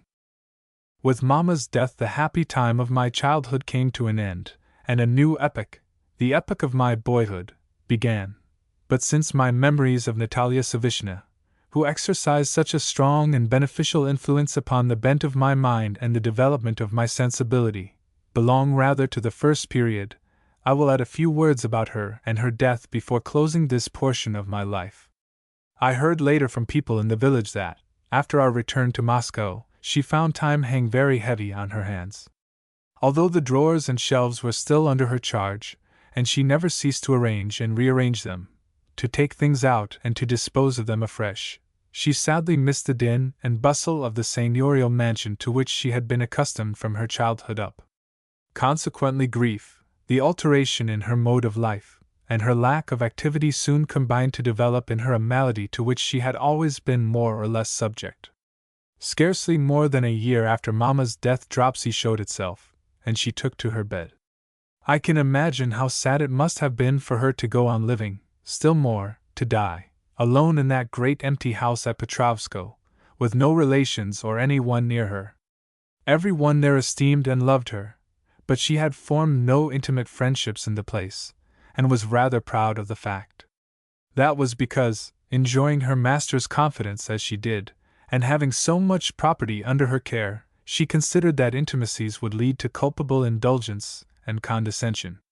Consequently, and perhaps, also, because she had nothing really in common with the other servants, she kept them all at a distance, and used to say that she recognized neither kinsman nor godfather in the house, and would permit of no exceptions with regard to her master's property.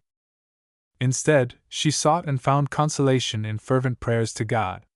Yet sometimes, in those moments of weakness to which all of us are subject, and when man's best solace is the tears and compassion of his fellow creatures, she would take her old dog Mosca on to her bed, and talk to it, and weep softly over it as it answered her caresses by licking her hands, with its yellow eyes fixed upon her. When Mosca began to whine, she would say as she quieted it, "Enough, enough! I know without thy telling me that my time is near." A month before her death she took out of her chest of drawers some fine white calico, white cambric, and pink ribbon, and with the help of the maidservants, fashioned the garments in which she wished to be buried.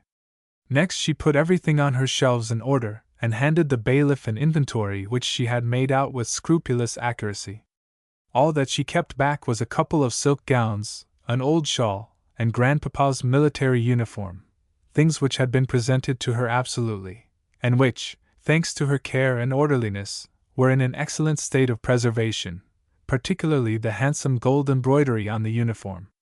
Just before her death, again, she expressed a wish that one of the gowns, a pink one, should be made into a robe de chambre for Wulida, that the other one, a many-colored gown, should be made into a similar garment for myself, and that the shawl should go to Lubotshka.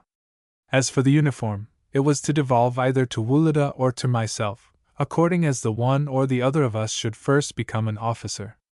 All the rest of her property, save only 40 rubles, which she set aside for her commemorative rites and to defray the costs of her burial, was to pass to her brother, a person with whom, since he lived a dissipated life in a distant province, she had had no intercourse during her lifetime. When, eventually, he arrived to claim the inheritance, and found that its sum total only amounted to 25 rubles in notes, he refused to believe it, and declared that it was impossible that his sister, a woman who for 60 years had had sole charge in a wealthy house, as well as all her life had been penurious and averse to giving away even the smallest things, should have left no more, yet it was a fact. Though Natalia's last illness lasted for 2 months, she bore her sufferings with truly Christian fortitude. Never did she fret or complain, but, as usual, appealed continually to God. An hour before the end came, she made her final confession, received the sacrament with quiet joy, and was accorded extreme unction. Then she begged forgiveness of every one in the house for any wrong she might have done them, and requested the priest to send us word of the number of times she had blessed us for our love of her, as well as of how in her last moments she had implored our forgiveness if, in her ignorance, she had ever at any time given us offense. Yet a thief have I never been. Never have I used so much as a piece of thread that was not my own. Such was the one quality which she valued in herself. Dressed in the cap and gown prepared so long beforehand, and with her head resting upon the cushion made for the purpose, she conversed with the priest up to the very last moment, until, suddenly, recollecting that she had left him nothing for the poor, she took out 10 rubles, and asked him to distribute them in the parish. Lastly, she made the sign of the cross, lay down, and expired, pronouncing with a smile of joy the name of the Almighty. She quitted life without a pang, and, so far from fearing death, welcomed it as a blessing. How often do we hear that said, and how seldom is it a reality? Natalia Savishna had no reason to fear death for the simple reason that she died in a sure and certain faith, and in strict obedience to the commands of the gospel. Her whole life had been one of pure, disinterested love, of utter self-negation. Had her convictions been of a more enlightened order, her life directed to a higher aim, would that pure soul have been the more worthy of love and reverence? She accomplished the highest and best achievement in this world. She died without fear and without repining. They buried her where she had wished to lie, near the little mausoleum which still covers Mamma's tomb. The little mound beneath which she sleeps is overgrown with nettles and burdock, and surrounded by a black railing, but I never forget, when leaving the mausoleum, to approach that railing, and to salute the plot of earth within by bowing reverently to the ground. Sometimes, too, I stand thoughtfully between the railing and the mausoleum, and sad memories pass through my mind. Once the idea came to me as I stood there. Did Providence unite me to those two beings solely in order to make me regret them my life long?